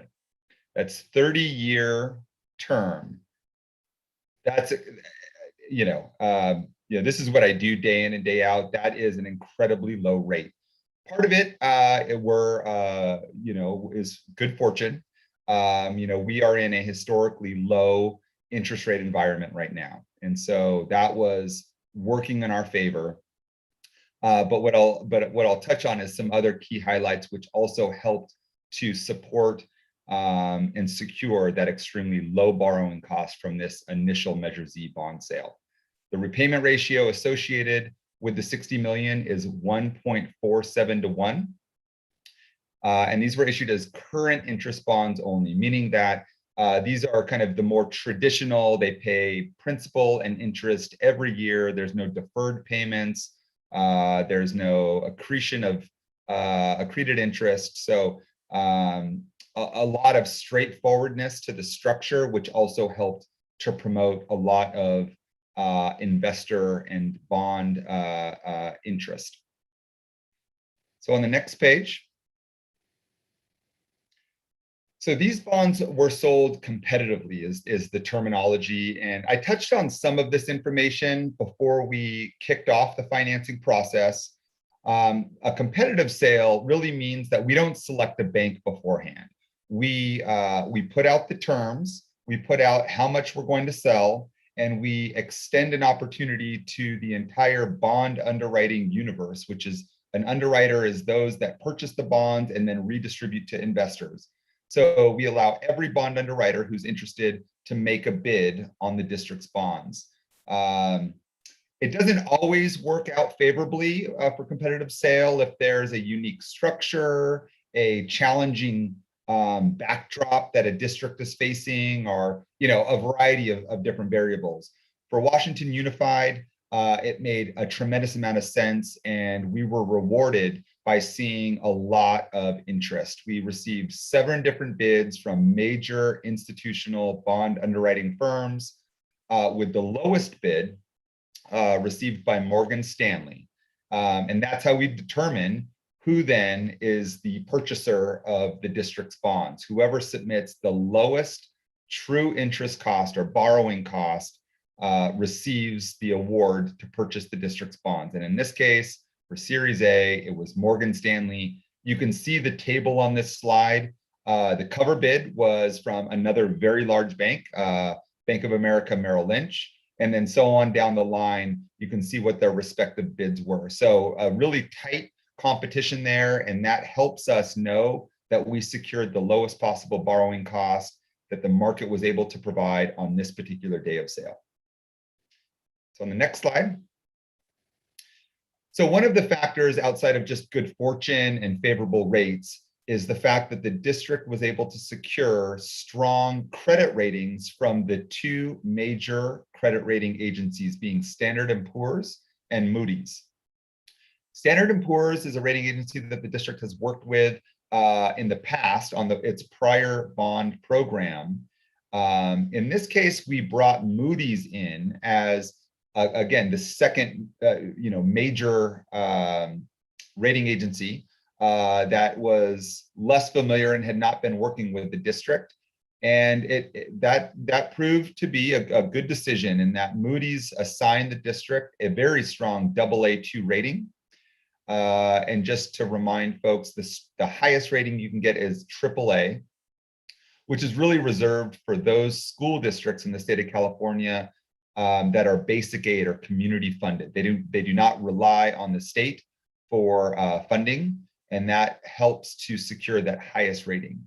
For those non-basic aid districts, which Washington Unified falls into that category, receiving a AA2 does place the district in the upper echelon of California school districts with that rating. So we were thrilled, frankly, and the district's team did an absolutely phenomenal job telling the district's story to a team of rating analysts, who then reconveyed that story to an internal rating committee. And that helped to secure that very strong rating of AA2.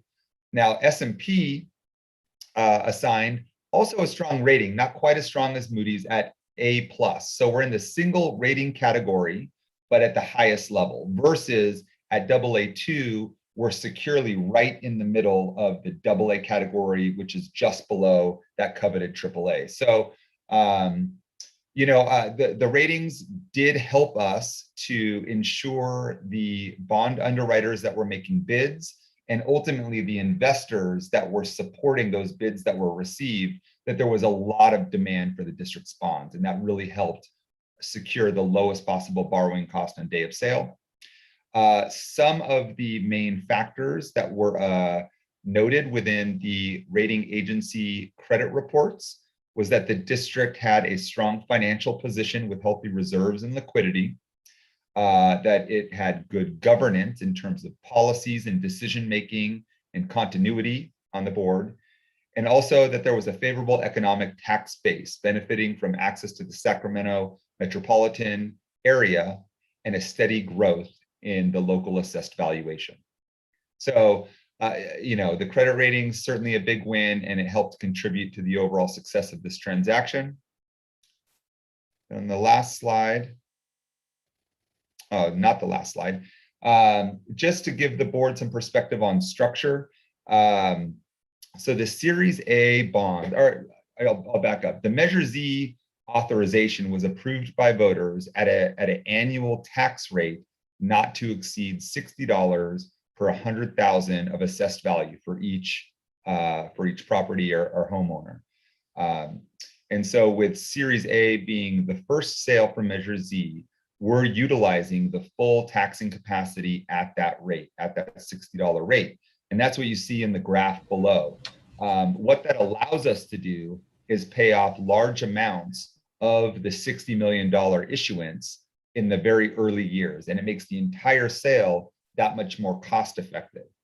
And then what we're doing is we drop the anticipated tax rate for Series A back down to a much lower rate. We go from approximately $60 down to about $20 thereafter.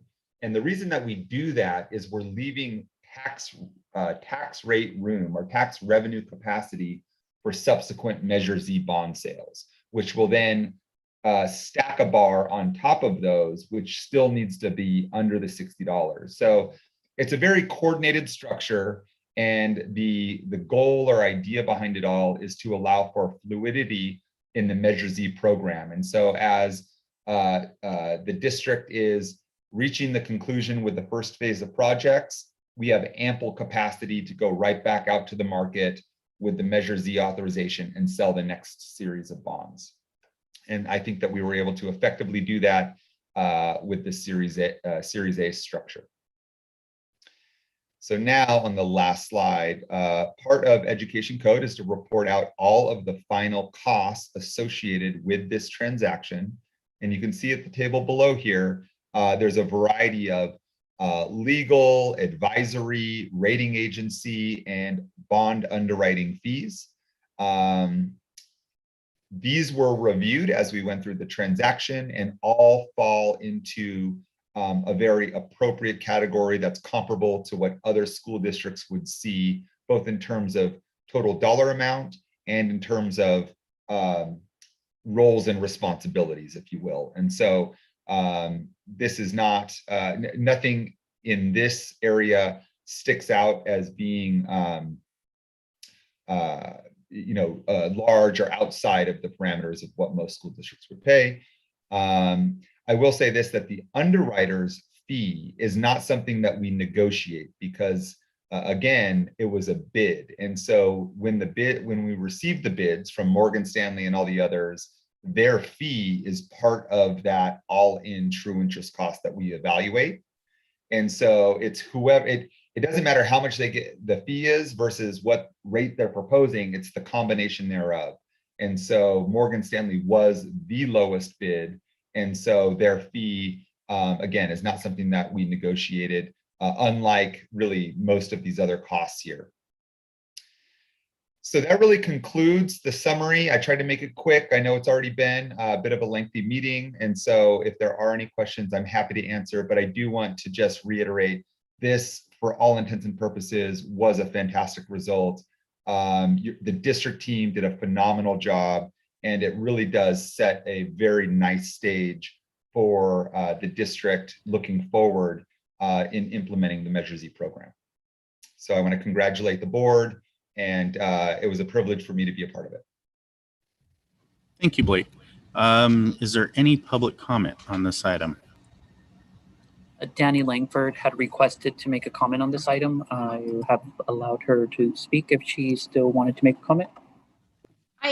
My questions were answered. Thank you. I just hope that you guys come up with a plan to spend it wisely and that you're very transparent about it, and that things like what's been happening on the Fallbrook campus don't happen with this. Thank you. Thank you. Is there any board comment or questions? Seeing and hearing none. Thank you, Blake. We appreciate your time and your energy, and as well as to our team.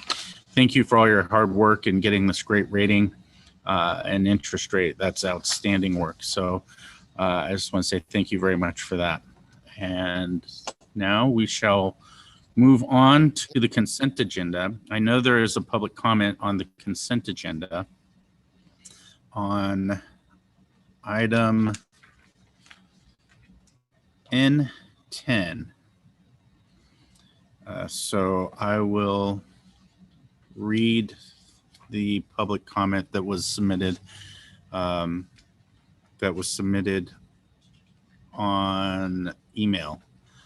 Hang on. Okay. A detention pond in an area that has sewer connections and was designed in cases of high water runoff to be pumped into the neighborhood flood basin behind the James Marshall River City Westmore Oaks Clarendon site. Were the neighbors notified that they would have a detention pond within 3 feet of their backyards? These ponds attract mosquitoes, become smelly at times, require weed abatement. This site was never graded below runoff levels. Why now? This site is surrounded by 3 neighborhoods adjacent to these fields. Water retention was never a part of the original plan of the project, nor a part of the neighborhood when it was designed. Parks and Recs never showed it as a part of their park design. Do you as a board ever question or do your research into these change orders? Are you fiscally responsible to taxpayer dollars, and do you ever include neighbors into a thorough discussion? I think that means thorough discussion of the consequences and these school designs have on their quality of life. I sure did as a responsible board member and as a representative to those that voted for me.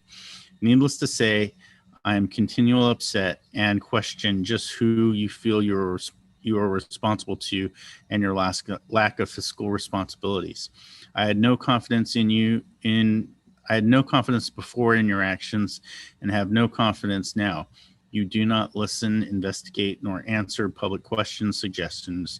You do not know or care about the history of the community districts you represent. I expect and want answers concerning this pond and $35,000+ being spent on a fence. Are the fences around this entire school being replaced to protect the neighbors? Wow, just wow, from Pat Flint. I should probably ask, is there any more public comment on consent agenda items? Danny. Danny.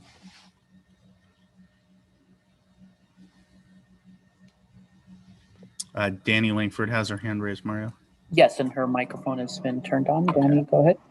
And Go for ahead, the Dan. record, I did turn in requests.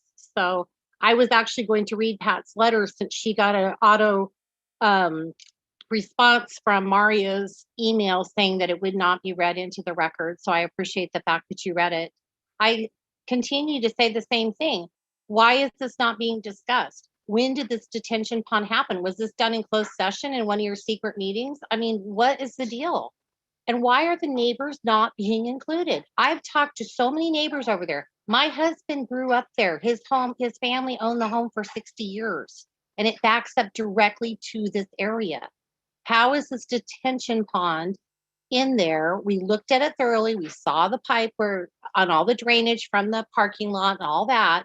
Why was it never in the design? Why were the neighbors never told? And how much fencing do you get for 30,000? And how tall are the fences? I did look at the attachments that were in the agenda, and it looks like it's 6 feet, but who can tell? And are you gonna have a gap, like a 3 or 4 foot gap between the detention pond fence and the neighbor's fencing? Are you replacing the neighbor's fencing? How are you gonna protect that community? Because you're uploading up to 900 students on a campus in a community that had a school built for 325 originally. So you're going to totally impact them. Now you're impacting them even more. The sidewalks are a big issue with the neighbors, and you're not listening to them. No one's returning their calls. Again, we talked to people today. We went and saw things today. And I can't get anybody to return my phone calls to ask these questions off of public comments. So I have to come to you. And I beg you, I always ask you, I don't care that you don't like me, but why is it you can't ask staff to answer questions? Why is it you can't listen to anything about history and about the neighborhoods? You're going to have more bond measures coming forward. And do you think these neighbors are going to want to support anything you do when you cram stuff down their throats like this detention pond? It might not be a big deal to you, but it is to the neighbors. And it is to people like me that care about that school, because that was not only my husband's almanac, he went there. It was my children's also, all 3 of my boys. I put blood, sweat, and tears in that school, as did my husband. We are the ones that planted those original garden boxes. And those memorials I talked about earlier, I really hope you take that to heart. And I hope the superintendent will really take to heart what we're saying, because no one is listening. And it's just so disrespectful not to honor the neighbors, the community, the history, and the memorials that were put there. I mean, the one memorial was a tragic shooting of a 5th grader that was killed. Where is her memorial? Because it's not on that campus. It's not on the current Clarendon campus. Danny, that's 3 minutes. Thank you.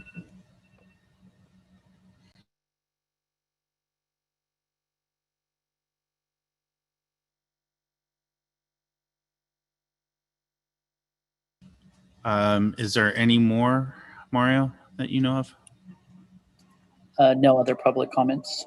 Okay. I mean, I'm open to having staff explain why we need a retaining wall or a pond. Okay. And in addition, explaining that some things have been stolen. That's fine. Unfortunately. Angie, Yes. Anyone. Want to pull and vote on it? Or you want to? I mean, either or.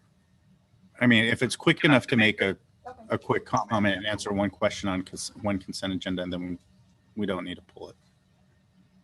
If I'm understanding the board, we can have Angie. I think she is available to speak specifically to the issue on the retention.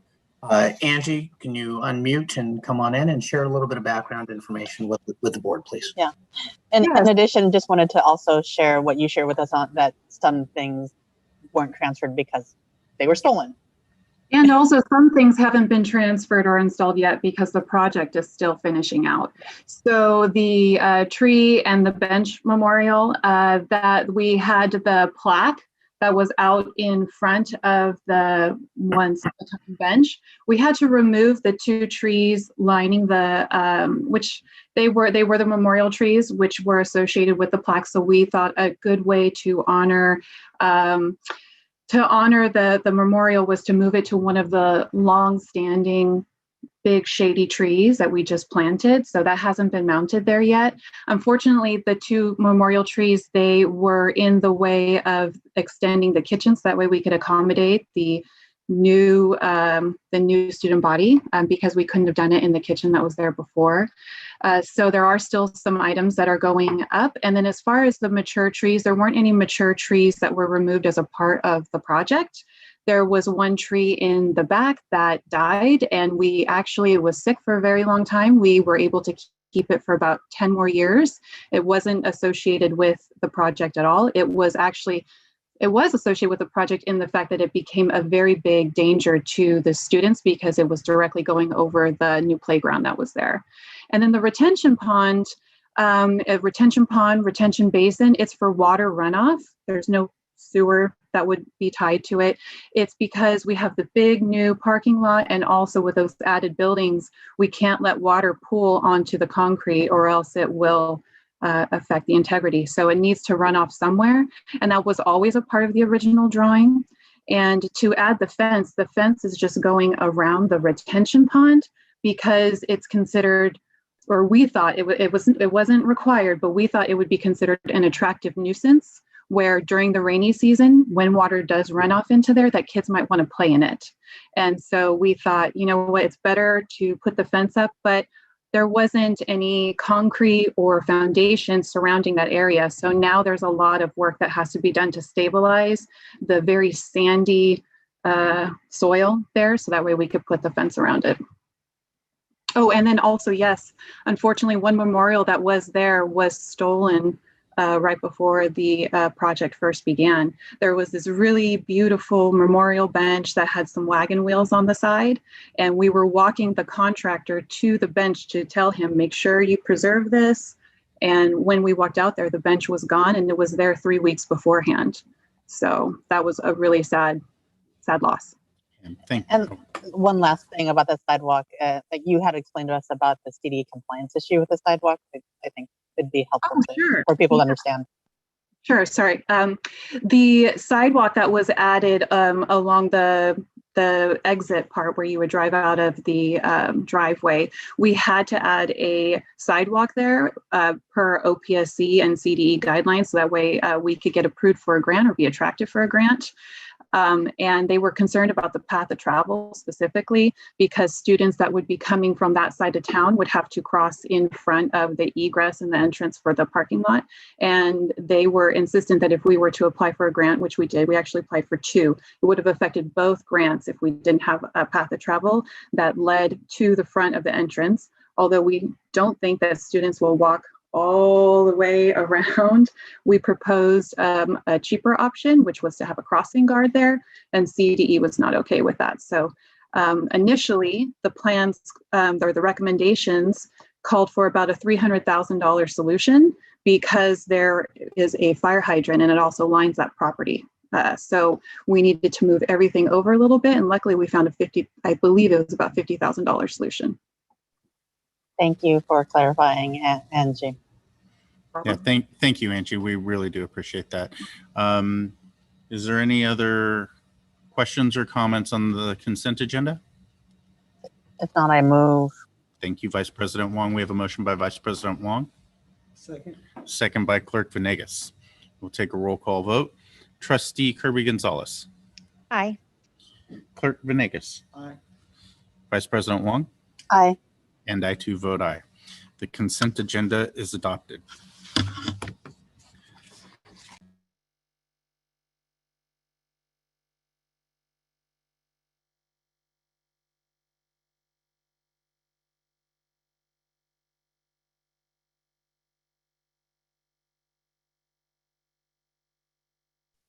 Positive certification of our budget. We like to hear that. Those are all good things. Okay, action item 0.1, approval of the 2021.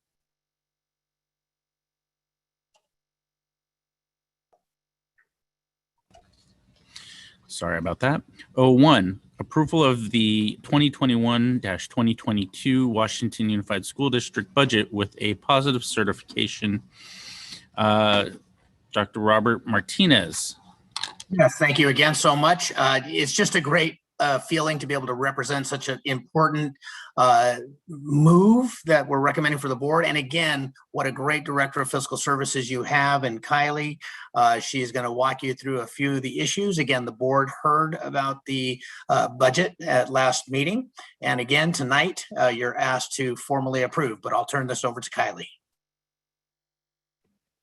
So good evening. How is everybody tonight? There actually is not an additional presentation for this. No changes as far as the actual positive certification, with no change to the ending fund balance. We had, and we'll discuss in the next one, we discuss with the LCAP changes, there are existing expenses that we're actually recognizing as supplemental concentration that target the students that generate those dollars. So with that, we're just looking for an approval of the 2021-22 budget. Before we move on to board comments, do we have any public comments on this? No public comments were received. Great. Do we have any board questions? President Pizzotti, do you have any questions on this? Okay. Seeing no questions, do I have a motion to approve the? So moved. Do I have a second? So moved by Trustee Kirby Gonzalez, second by Clerk Venegas. Roll call vote. Clerk Venegas. Trustee Kirby Gonzalez. Aye. President Pizzotti. Aye. And I too vote aye. We have our budget. Thank you. Thank you.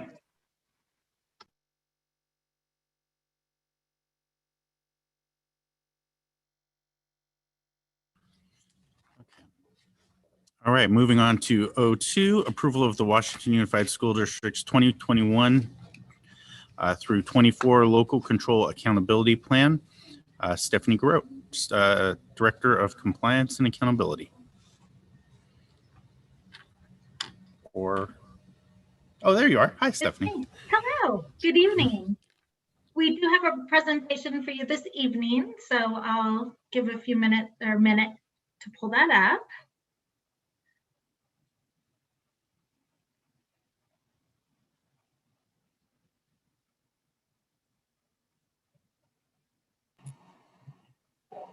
Hi, Stephanie. Give me 1 second. I'm just loading it right now. Thank you for your patience. Of course.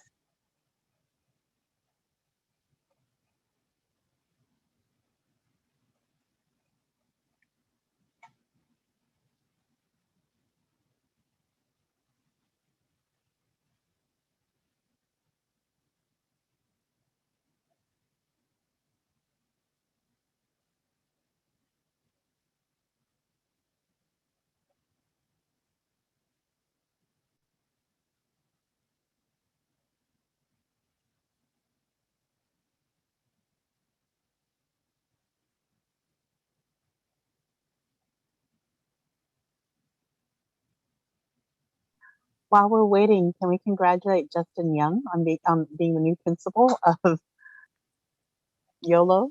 Congratulations, Justin. I see that you're on. Yay. Excited about the move.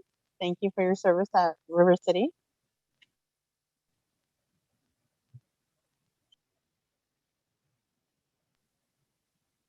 Okay, presentation's up. Go ahead, Stephanie. Great.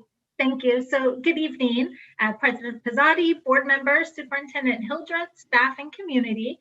Tonight, we are requesting the approval of the 2021-24 LCAP. Pursuant to Ed Code 52062B1, school districts are required to hold at least one public hearing to solicit recommendations and comments of members of the public. This public hearing was held on June 10th at our last board meeting. Next slide. Tonight's presentation will talk about the additional stakeholder feedback as well as updates to the draft LCAP, as well as next steps in the LCAP process. Next slide. In regard to additional stakeholder feedback at the public hearing, we did receive some input, as well as part of what Yolo County Office of Education does is they do review our LCAP. So they provided information and feedback. So that was incorporated into the LCAP that's attached now. And then I did want to state that no additional stakeholder feedback was received and an email was sent letting people know that the public hearing had occurred and to contact me with any additional feedback, and none was received. Next slide. In looking at the changes and some of the revisions that were made as part of the budget overview for parents, this slide is unchanged, as you can see. Director of Fiscal Services, Kylie Lane, is on the call as well. So she's going to go over a little bit of information in regard to how we captured some of the supplemental concentration funds in the next slide. Thank you, Stephanie. So the last time we presented this slide, we actually had the LCAP expenditures about $2 million less than that 14 million. So it was about 12 million of the LCAP expenditures. So we were able to recognize some of the current expenses that we did have on the unrestricted general fund side and track them as supplemental concentration that fell under the areas that we were targeting. So I think Stephanie could probably talk more about the actual expenditures, but it did not increase anything on the unrestricted general fund side. It didn't increase anything on the restricted side. It was just capturing our existing expenses that we had to fit the needs. Okay, and next slide. In regard to updates to the 2019-20 LCAP and the 2020 LCP annual update. And I realize there's a lot of updates in that word, but it is the annual update and it's updates to the annual update. So in regard to the goal analysis in the LCAP, this information regarding how the funds were expended and how they were reallocated, that information was added to that section. As was previously presented in the budget, some of those funds will be carried over and will be seen, and we're just seeing in our budget presentation. In regard to the analysis of distance learning program, our pupil participation and progress, that information was added, including successes such as what the students reported during the student forums in regard to what they liked about the participation through the virtual, as well as our learning centers, and then the challenges, including the engagement of some students, as well as the marking of attendance. And all of that information was taken from feedback from whether it be the listening tours, the PAC meetings, or the DLAC, as well as through public comment through board meetings. In the area of pupil learning loss, information regarding the differences of planned actions and how they were implemented and the action or expended on the actions was added. And then, of course, there were some minor formatting and clerical errors, and those have been corrected. Next slide. Updates to the actual 2021-24 LCAP. In regard to the reflections and successes on each of the goals, we did add information, including the plans to maintain or build upon successes. Some of these include things like continued actions such as professional learning and PBIS implementation. There were some metrics that were clarified or added. One example of this is the FIT, or the Facilities Inspection Tool report, that was added to measure the school facility metric. The increased or improved services for foster youth, English learners, and low-income students. This section, we did add additional research data or observations as to why we were using the funds to support students outside the identified subgroups, such as we heard earlier in our iReady data, there were many students who required the intervention services outside of our EL, foster youth, and low income students. So you will see in that section, there are citations from research as well as observations and that data that was added. In the area of LEA and school-wide actions, the EL reclassification rate scope was changed. We had it listed as school-wide, and we did make that more targeted just towards our EL students, so that was changed. And then again, the minor formatting and clerical errors. Next slide. So the next steps for the LCAP, upon approval, the LCAP will be sent to the Yolo County Office of Education for an additional review, and then will be posted on our district website. Next slide. That is it. Thank you. All right. Thank you very much, Stephanie. Is there a public comment on this item? No public comment received. Thank you. Is there any questions or comments from the board? Trustee Kirby Gonzalez. Thank you so much for this and all of the work. And it's a funny echo. Sorry. We're all ready to not be in this format anymore. But you talked about how Yolo County Office of Education did give some input. And I'm wondering, as you look at this and talk about the changes, was there any specific area that their input helped guide some of these changes? So I wouldn't say there were necessarily changes. It was more clarification and making sure that we had hit the metrics that they required. They do have an extensive checklist that all county offices review. And so as they were going through, they asked some questions, asked us to consider additional items, the adding of the metrics, of course. And so it really was the clarification and making sure that we did meet the criteria that they were requesting. Great, thank you. You're welcome.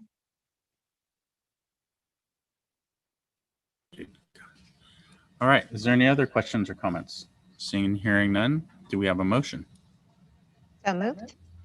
Moved by Trustee Kirby Gonzalez. I second. Second by Vice President Wong. We'll start with Trustee Kirby Gonzalez. Aye. Clerk Venegas.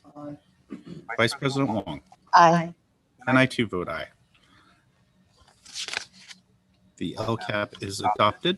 Moving on to 03, approval of the Washington Middle College High Schools 2021 through 24 local control accountability plan. Stephanie, you're up again. It's me again. And we Yes, have a you. presentation for this one as well. Perfect. Okay, good evening again. As we discussed previously, we had a public hearing in which we solicited information. That public hearing was held on June 10th, and tonight we are requesting the approval of the 2021-24 LCAP for Washington Middle College High School. Next slide. The presentation tonight will include additional stakeholder feedback as well as any updates to the draft LCAP that was presented at the public hearing, as well as next steps in the LCAP process. Next slide. There was additional feedback information from the public hearing. The information that's interesting because they are a charter school, Yolo County Office of Education did not actually review the LCAP, but because of the feedback that we received for the Washington Unified School District LCAP, that information and guidance was also included into the middle college LCAP. And then as well, no additional stakeholder feedback was received via email or phone call as that message was sent out to stakeholders. Next slide. The updates to the 2019 LCAP and 2020 LCP annual update included the goal analysis. Again, there was the information in regard to how the funds that were expended were either reallocated or used to support those students, low income, foster youth, and EL students. And then there was a noted area for expenditure tracking, and then minor formatting and clerical errors as well.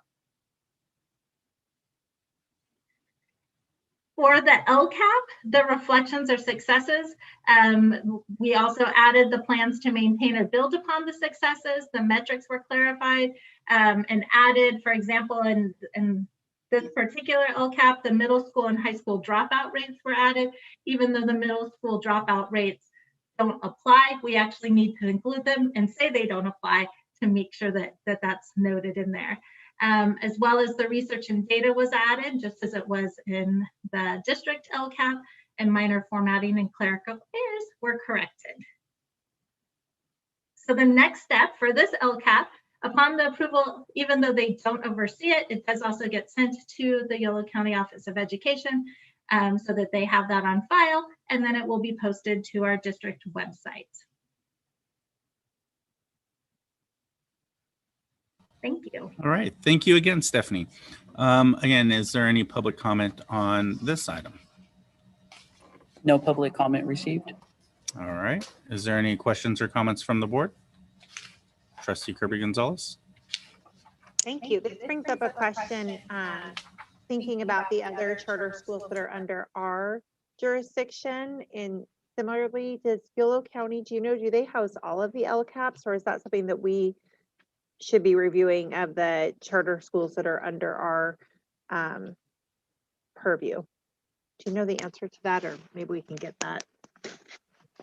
We do not review theirs. Only Washington Middle College is the one that we are ultimately responsible for, but I do reach out to them to ensure that they have the training and meet the requirements of the deadlines.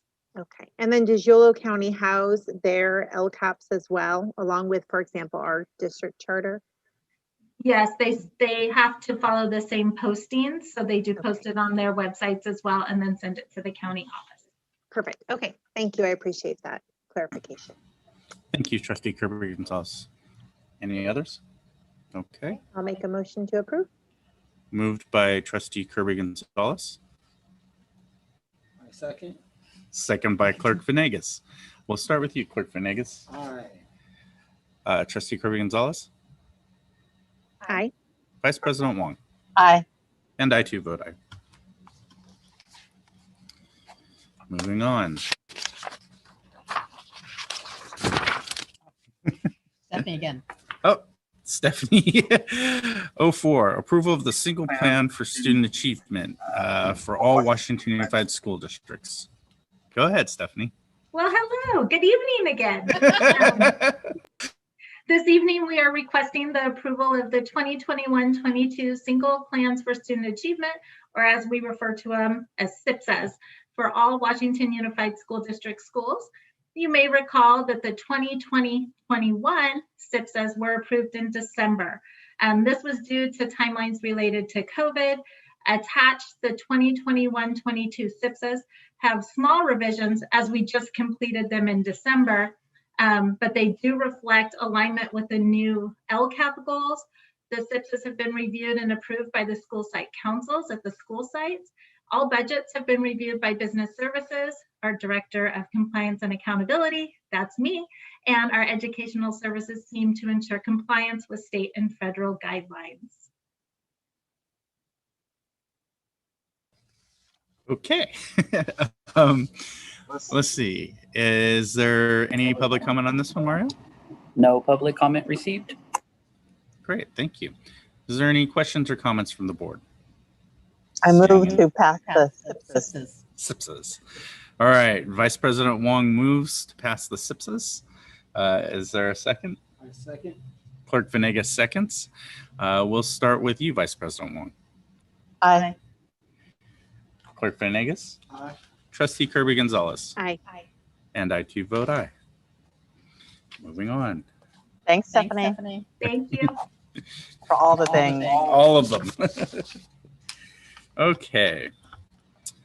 05, approval of resolution number 2021-52, short-term employees needs, COVID-19 testing clinic support, Kamaljeet Panu, Assistant Superintendent Human Resources. Good evening, Board Superintendent. At the May 27th board meeting, the board entered into an MOU with Healthy Davis Together forming a partnership to offer COVID-19 testing to our students and staff. The board is asked to adopt this resolution this evening to allow the district to advertise and employ short-term employees to implement the COVID testing throughout our district. These short-term assignments will be from July until December 2021, when the grant and the MOU is set to expire. Assignments may include the following: a district coordinator for testing, a site lead testing coordinator as part of the testing team, testing kiosk workers, and at least one person to help with registration and setup at our testing locations throughout the district.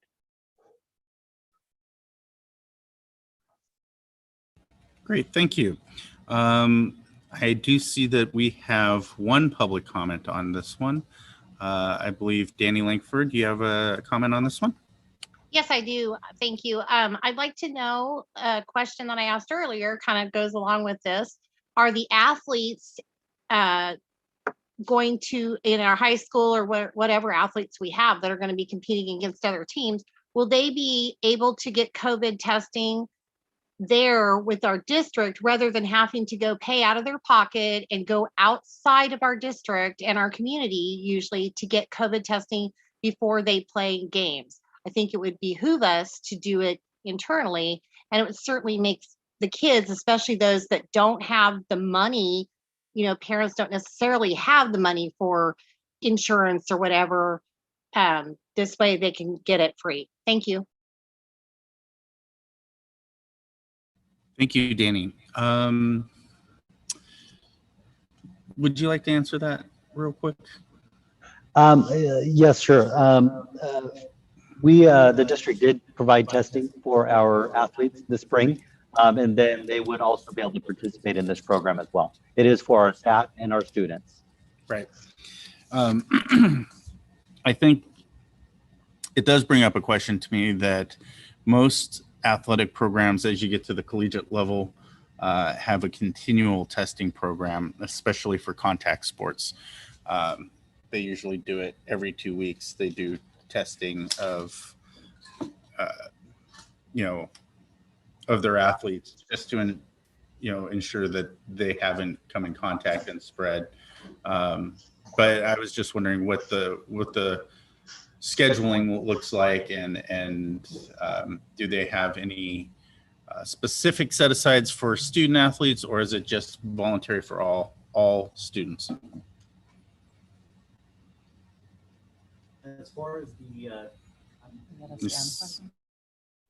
our testing that we will have implemented through this, one of the key locations will be River City High School. That testing will be made available Monday through Thursday at this point. And there may be the option of expanding that from there. Okay, great, thank you. Is there any questions and comments from the board? Any else?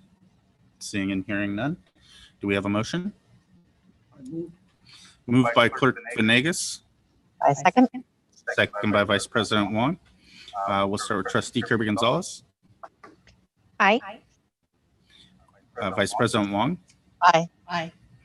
I too vote aye. Clerk Venegas. Aye. All right. The measure is adopted. And we shall move on to 06. Approval of the tentative agreement between Washington Unified School District and the West Sacramento Teachers Association for the period beginning July 1, 2021 and ending June 30th, 2022. Kamal Jeepnu, Assistant Superintendent of Human Resources. President Pizzotti, Superintendent Hildreth, and the board, we are bringing forward and asking the board to approve the tentative agreements with WSTA and the district.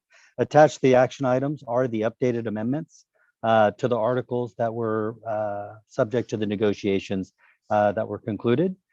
We once again want to thank all the participating bargaining team members from WSTA and our district representatives that collaboratively work to reach these agreements. Great, thank you very much. Is there any public comment on this one, Maura? No public comments. Seeing and hearing none. Is there any discussion amongst the board? since this came up last time? Seeing and hearing none, I will make the motion on this one. Is there a second? I second. Second by Vice President Wong. I'll start. Aye. Vice President Wong. Aye. Trustee Kirby Gonzalez. Aye. Clerk Venegas. All right. The resolution is adopted. Oh, the tentative agreement is adopted. Sorry. Moving on to 07, the approval of resolution number 2021-50, establishment of Fund 08, Student Activity Special Revenue Fund. Dr. Robert Martinez. Yes, thank you so much, President Pizzotti. Again, thank you to the superintendent and to the board for allowing me to provide you service the last couple of months. This, I think, is my last item to present to you in my tenure with the district. So this is resolution number 2021-50, which in essence allows the district to quantify and categorize the student ASB accounts following GASB Protocol 84. And so what we're asking is that the district basically tracks the student activity special revenue fund in Fund 08 to support the schools in their process of having these accounts, but it protects, again, the district protects the certain organizations because they have to follow now standard protocols to make sure that they're tracking receipts, money in, money out, and is protected by the district. So we ask for your approval on this item. Great, thank you.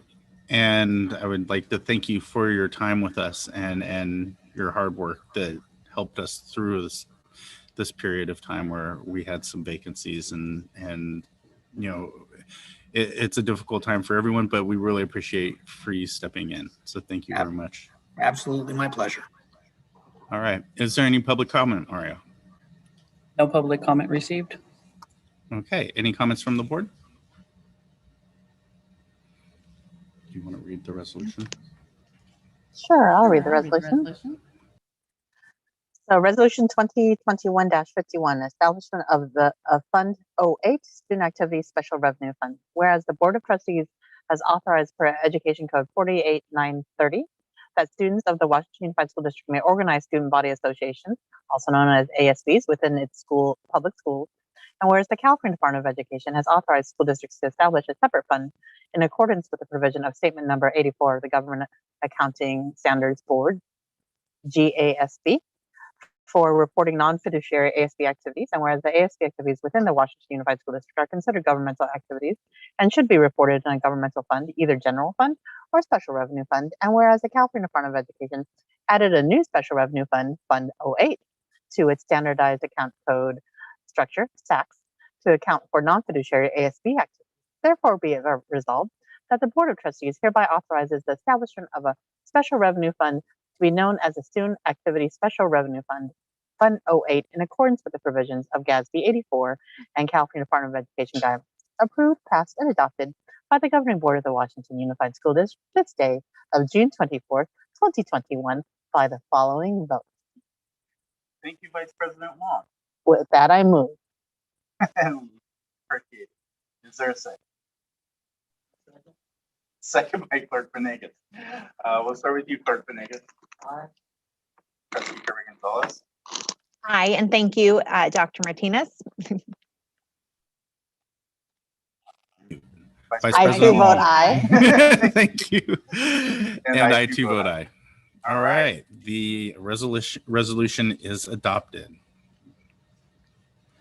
And we shall be moving on to, actually, you know what, before we go to board and superintendent comments, I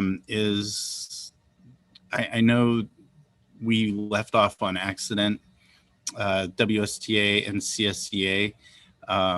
So do we want to have them go right after board and superintendent comments so we can, or now? I just want to make sure that Daniel's online. Is Doug or Dub from somebody from WSTA? I don't think WSTA is going to WSTA wasn't going to, and I know Daniel had shared earlier, if he had something, he would just call in and share that. Okay. So why don't we go after board and superintendent comments? We'll allow WST or CSEA to make their comments.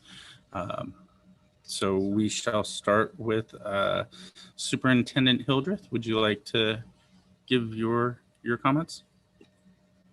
I would. Thank you. I want to start out by just really reflecting on the fact that this is the last meeting of the 2021 school year. And it has been a year like no other. And we have learned so much as individuals, as families, as a district, and our country. And I think that this was a year of change for everyone. And I am a reflective person by nature. And so I always start the year with one word. And this is a word that keeps me centered, especially when things get a little bumpy. And so my word for the year was gratefulness. And so I want to start by saying I'm extremely grateful to the trustees for allowing me to work in this amazing community. I have been welcomed not only into the WUSD family, but also by city and community leaders and community partners. I want to say I'm grateful to the district staff because everyone has made sure to share the history of the work that has already been done in each division, and their commitment to supporting our schools is unwavering. I want to say I'm grateful to the principals and assistant principals for their continued support of our teachers, our staff, students, and family throughout the year. And their focus was always on what our students needed and how to make it happen. I'm grateful for our classified staff members because they allowed us to provide support for students and families for the many, many months before the hybrid schedule even started. I'm grateful to our certificated staff members because they adapted and adjusted to a new way of teaching overnight. I'm grateful to our parents and families because they became our partners as their homes became classrooms and learning became part of the home environment. And so as I reflect on all that we've done in these 6 months, I think about in January, we were in the deep purple. We had a stay-at-home order. That's when the CDPH guidance first came out. But we were still able to continue teaching and learning. We had in-person support for our newcomers, and in-person assessment started again in January. In February, our focus was on student schedules. If we all remember those robust conversations and long, wonderful meetings. We had work groups with all of our stakeholders. The guidance continued to change, but we were able to bring our SDC students back. In March, we had our hybrid return start dates. We went to 2 days per week. The guidance changed again. Our schedules changed again, but we still did teaching and learning for our students. In April, we had a hybrid transition to 4 days a week. We changed from a 6 feet, 4 feet physical distancing to a 3 feet for physical distancing. We had a full fall reopening resolution that the board shared with the community to instill that trust that we were going to be in person in August. We had our reopening town halls, which included student voice, and we made sure that we had additional outreach to our Spanish-speaking families and our other non-English speaking families because we want them to know that their voices matter. In May, we used community feedback to develop our AB 86 plan and all of the resources that we're getting. And we wanted to spend that time in May really looking at our budget to make sure we were making the right moves for our kids. And in June, it was my first in-person meeting with our administrators. Been here 6 months, and it was the first time I was able to see everybody face to face. And we were able to focus our conversations for 2 days on how we support all students using the lens of equity. We used community feedback to develop the LCAP. We had a authentic, motivating equity governance workshop to help us really think about why we're here and who we serve. So I'm looking forward to the 21-22 school year as we develop our new strategic plan and deepen our work to ensure we focus on equitable outcomes for all of our students as we take time to really have some difficult discussions, uncomfortable discussions, and courageous discussions, because our students deserve us being their advocates for everything that they need. And I believe, and from what I've seen, that's why the trustees, that's why you're here, that's what you believe, which is why I'm here. And for that, I am grateful. So I want to say thank you for that. Now on to what's happening in the district. I want to say thank you to one of our fabulous principals who's unfortunately leaving us, but going on to support students. And that is really what we do as educators. We try not to get so connected to one place because our work is to help students. And so we hate to see Krista Koch leave us from Westfield Village, but Krista, if you're watching, we love you. We appreciate you, all the work that you have done for WUSD in your 6 years with the district and your 3 years at Westfield Village has not gone unnoticed. You are a rock star, and your family, your staff, and more importantly, your students, we know how important they were to you because you wore your support for them on your heart and your sleeve. So thank you. We will miss you. To the parents and community of Westfield Village, we know that this is a difficult transition, but we want to make sure that your voices are heard as we select a new leader. And so we are going to be sending a survey to the staff and parents at Westfield Village to ask for their input regarding the leadership characteristics that they feel are important for the new principal. And so that survey will go out on Monday, the 28th, and be open for 5 days. Please share. It's your school, and you need to have a voice in that leader. So we're looking forward to that input. So thank you, Krista. We still will be calling you, I'm sure, and we hope that you call us as well because you are always part of the WUSD family.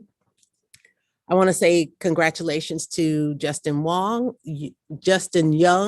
He is the assistant principal currently at River City, and he is going to be the new principal at YOLO Education Center. So congratulations, Justin.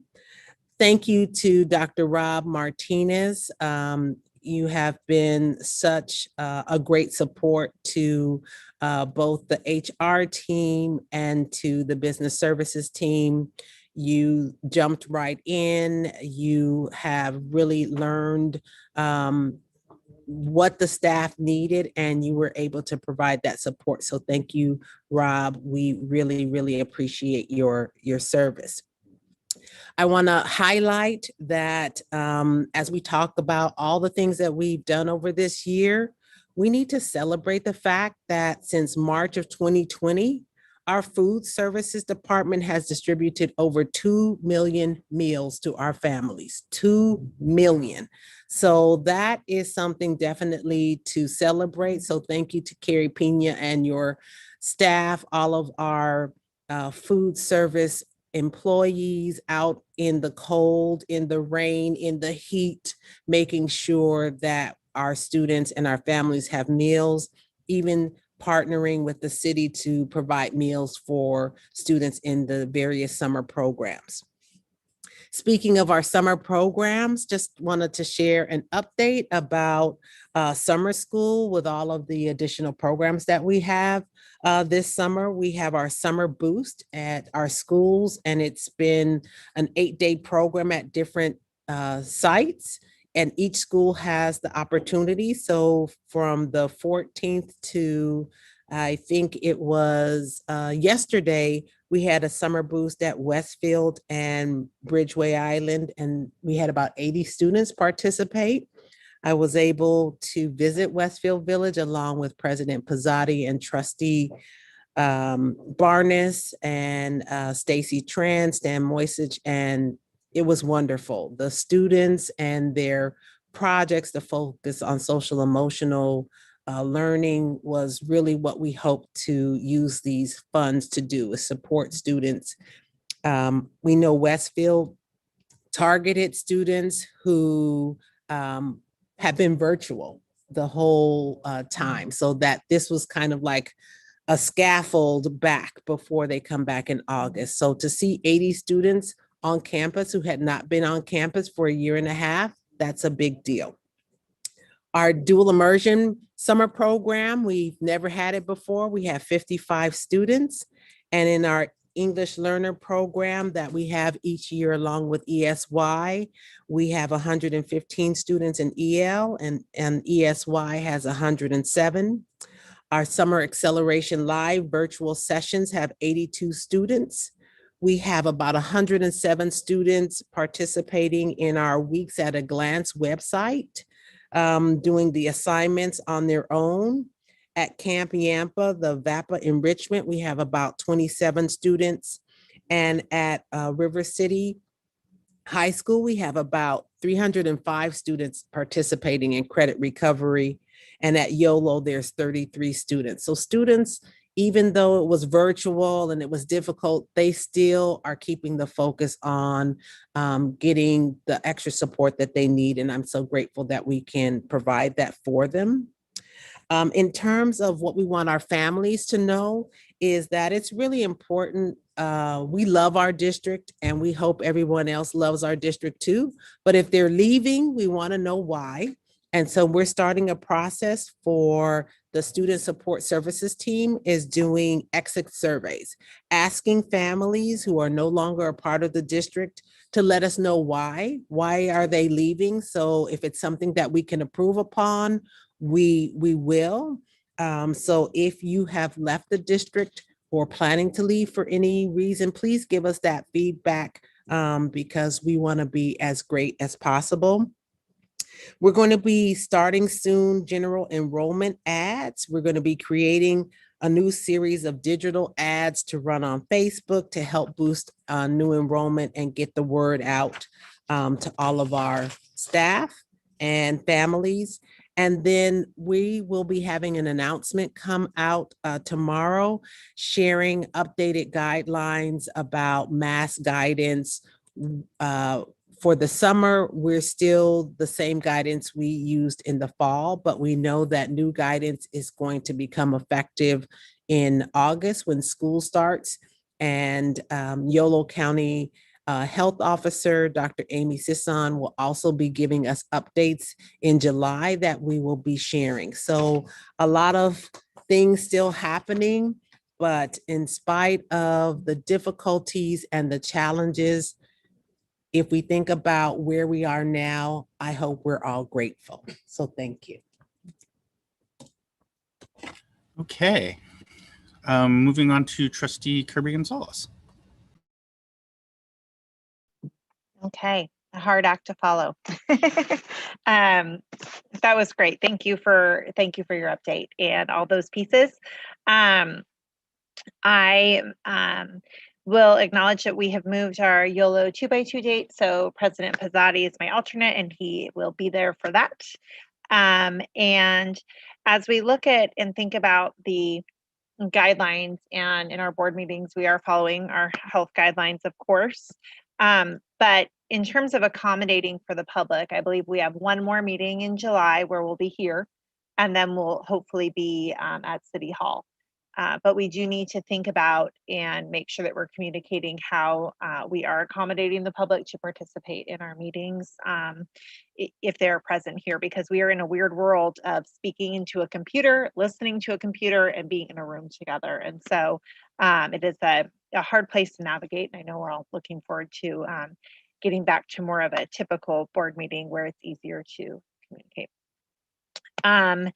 With that also, we typically in a school year, and as Dr. Hildreth spoke to, this is the end in terms of board meetings run. Our calendar is July to June, and so this is the end of this calendar.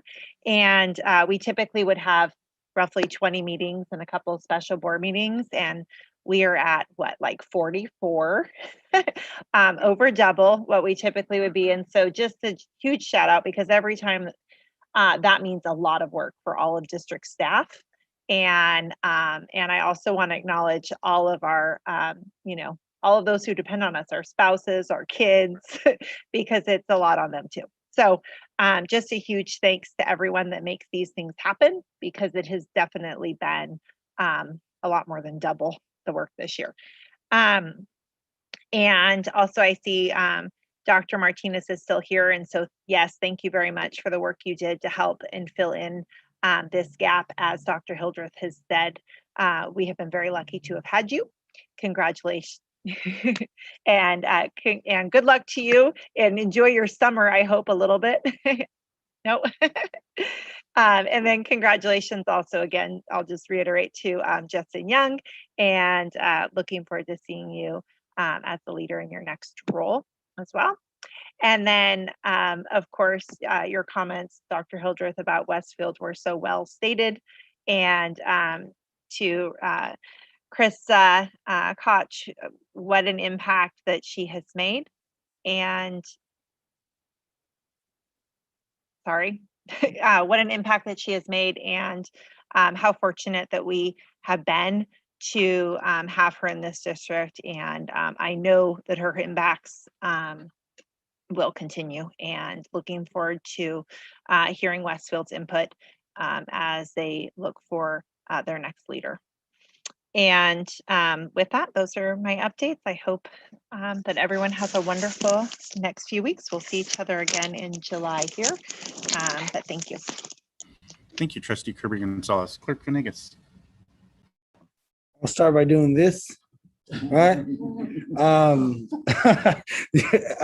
My goodness, just cause everybody knows what this means.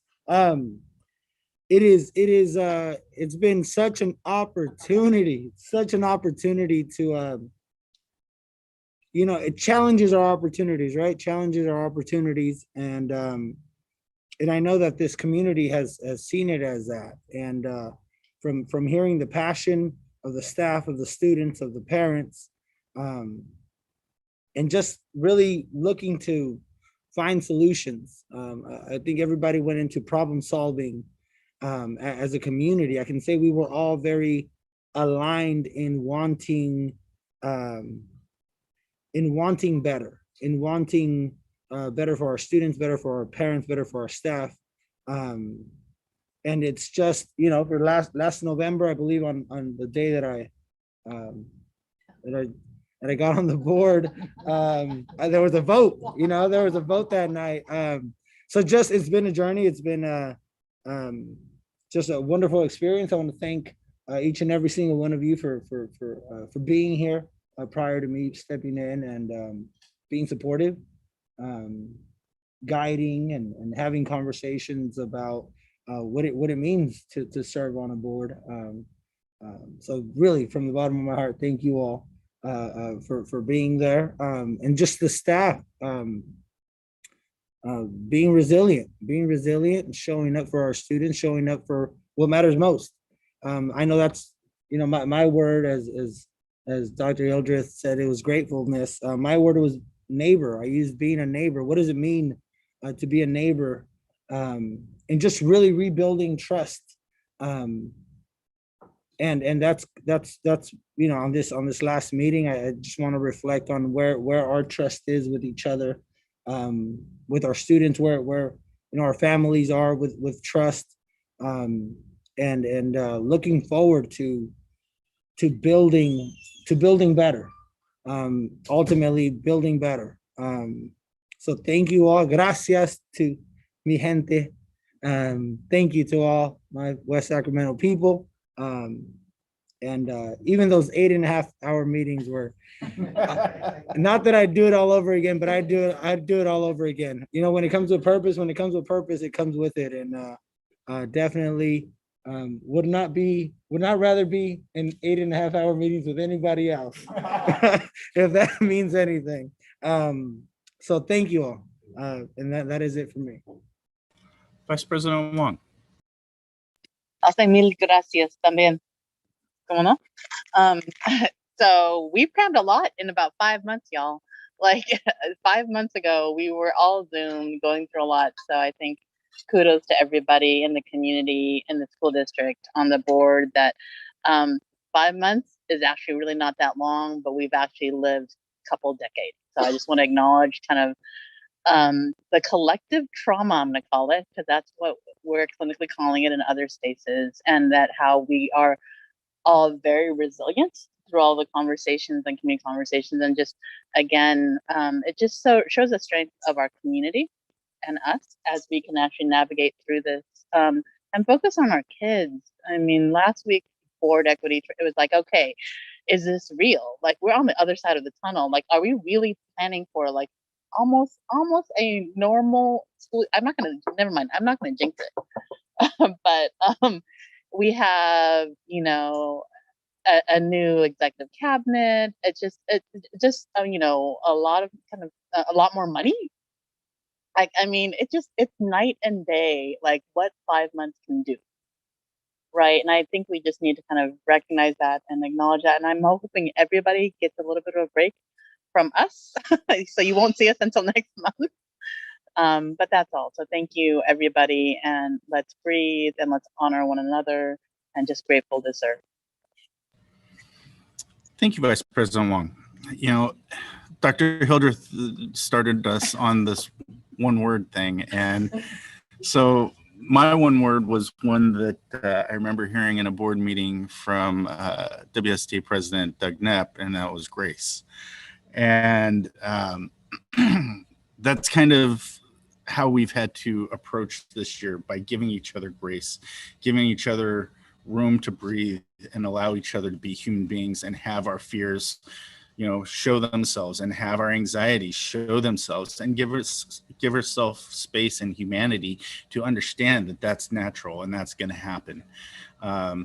So I just want to say thank you to everyone that worked so hard through this entire year, and will continue to work throughout the summer. You know, there's still people that are going to be working throughout this summer. So I just want to say thank you so much, you know, from teachers to classified staff, to the administrators, you know, to the cabinet and Superintendent Hildreth for, you know, all this hard work and putting out all the fires that were happening, because it was one right after the other for basically the time you got in. It was just fire, fire, fire. And now we finally get into the business of why we hired you, to implement the programs that we want to implement. So I'm really looking forward to what the future has. And I'm actually excited about that. It's like, yes, we have a month off between now and the next board meeting, but I'm excited to start getting into that. We have a county board meeting in like. Oh, man, we could, as Trustee Kirby Gonzalez did say, we did have like 44 special meeting or board and special meetings. So it does seem like we've crammed a lot into a year. And for that, I actually have to say thank you to my wife, Jennifer Perez. She often calls herself the school board widow, because there's so much that gets placed on her plate when I'm not here, because of all the things that we have to do in our, you know, non-9-to-5 job, in our secondary role. And so I really want to say thank you to my lovely wife and daughter for being so understanding. So I really do appreciate them. I also wanted to say thank you to Krista Koch for what she has been able to accomplish at Westfield, and how she has basically put blood, sweat, and tears into that school and the community around her that loves her dearly. So I really want to say thank you to Krista. I look forward to grabbing a coffee with you someday and just reminiscing about, you know, what it was like being a principal, and hearing how, you know, how you've been able to transform that community and that school. So thankful. I'm so thankful for the time that we've had with you, and good luck in your future endeavors. Also, congratulations to Justin Young. Really appreciate you stepping up and taking on the role as principal of YOLO. I am going to miss the fact that you're not going to be the athletic director anymore at River City. You know, having a very sports-minded, thought process, and I want to see the sports programs continue to strive and thrive. But I will say we couldn't have asked for a better person to take over at YOLO. So thank you very much. And then for the summer boost programs, I was able to go to the Bridgeway Island and Westfield summer boost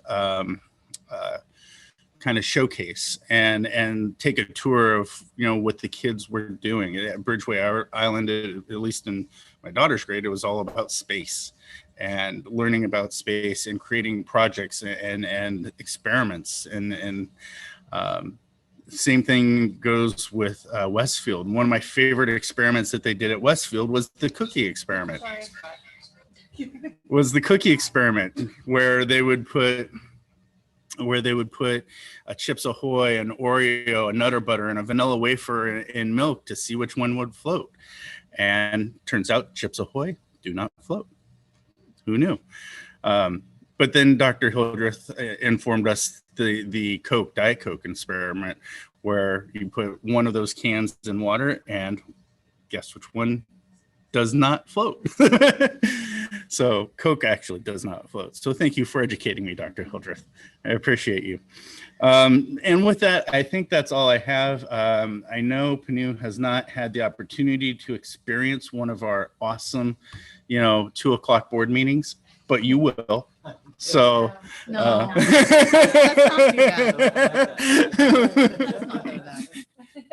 well, we can't. He's You the can cabinet. see, We can't. He's the we cabinet. would like to talk till 2 a.m. in the morning, and we would like to not. Right. Go to bed at 8:30, so we're kind of pushing. Okay, so with that, thank you for everyone for persevering through this year. It has been a once in a lifetime pandemic. 1918 I think was the last. So I hope we don't have to go through this ever again. So I just want to say thank you to everyone, and as well as my board colleagues, for making this year as best as possible that we could do. And thank you for everyone for giving grace. And with that, I have nothing further, so I will move on to Q, board governance. Is there anything? There's nothing for board governance. Okay. R1 is future board agenda items. R1, confirm quarantining guidelines after June 15th, 2021. That's to be determined. R2, policies, resolutions to support transgender students, TBD. Finalize board governance for R3, board governance handbook updates, and board self-evaluations, TBD. And with that, I want to add the equity policy Good. that we discussed. Okay, so we'll put that down I'd on like our me to go through the policy committee. Both the transgender resolution. Okay, so we'll move the R2 to the policy subcommittee And add equity policy. and equity policy. But I promise I won't make anybody work in July. Right. Maybe. Okay, so I'm going to put that as R4. So those two items will be moved to the equity policy will be moved to the policy subcommittee, as well as the resolution to support transgender students will be moved also to the policy subcommittee. Okay, and we look forward to the recommendations from the policy subcommittee. And with that, is there any further items to be added to future board agenda items? Seeing and hearing none. Superintendent Hildreth, the agenda is clear. And congratulations on your first 6 months of being with us. Thank you. I finished a full school year. That's Right. all I'm looking at. Finished 10 school years. Right. This is true. This is All true. But right. looking forward to the next one. Thank you. All right.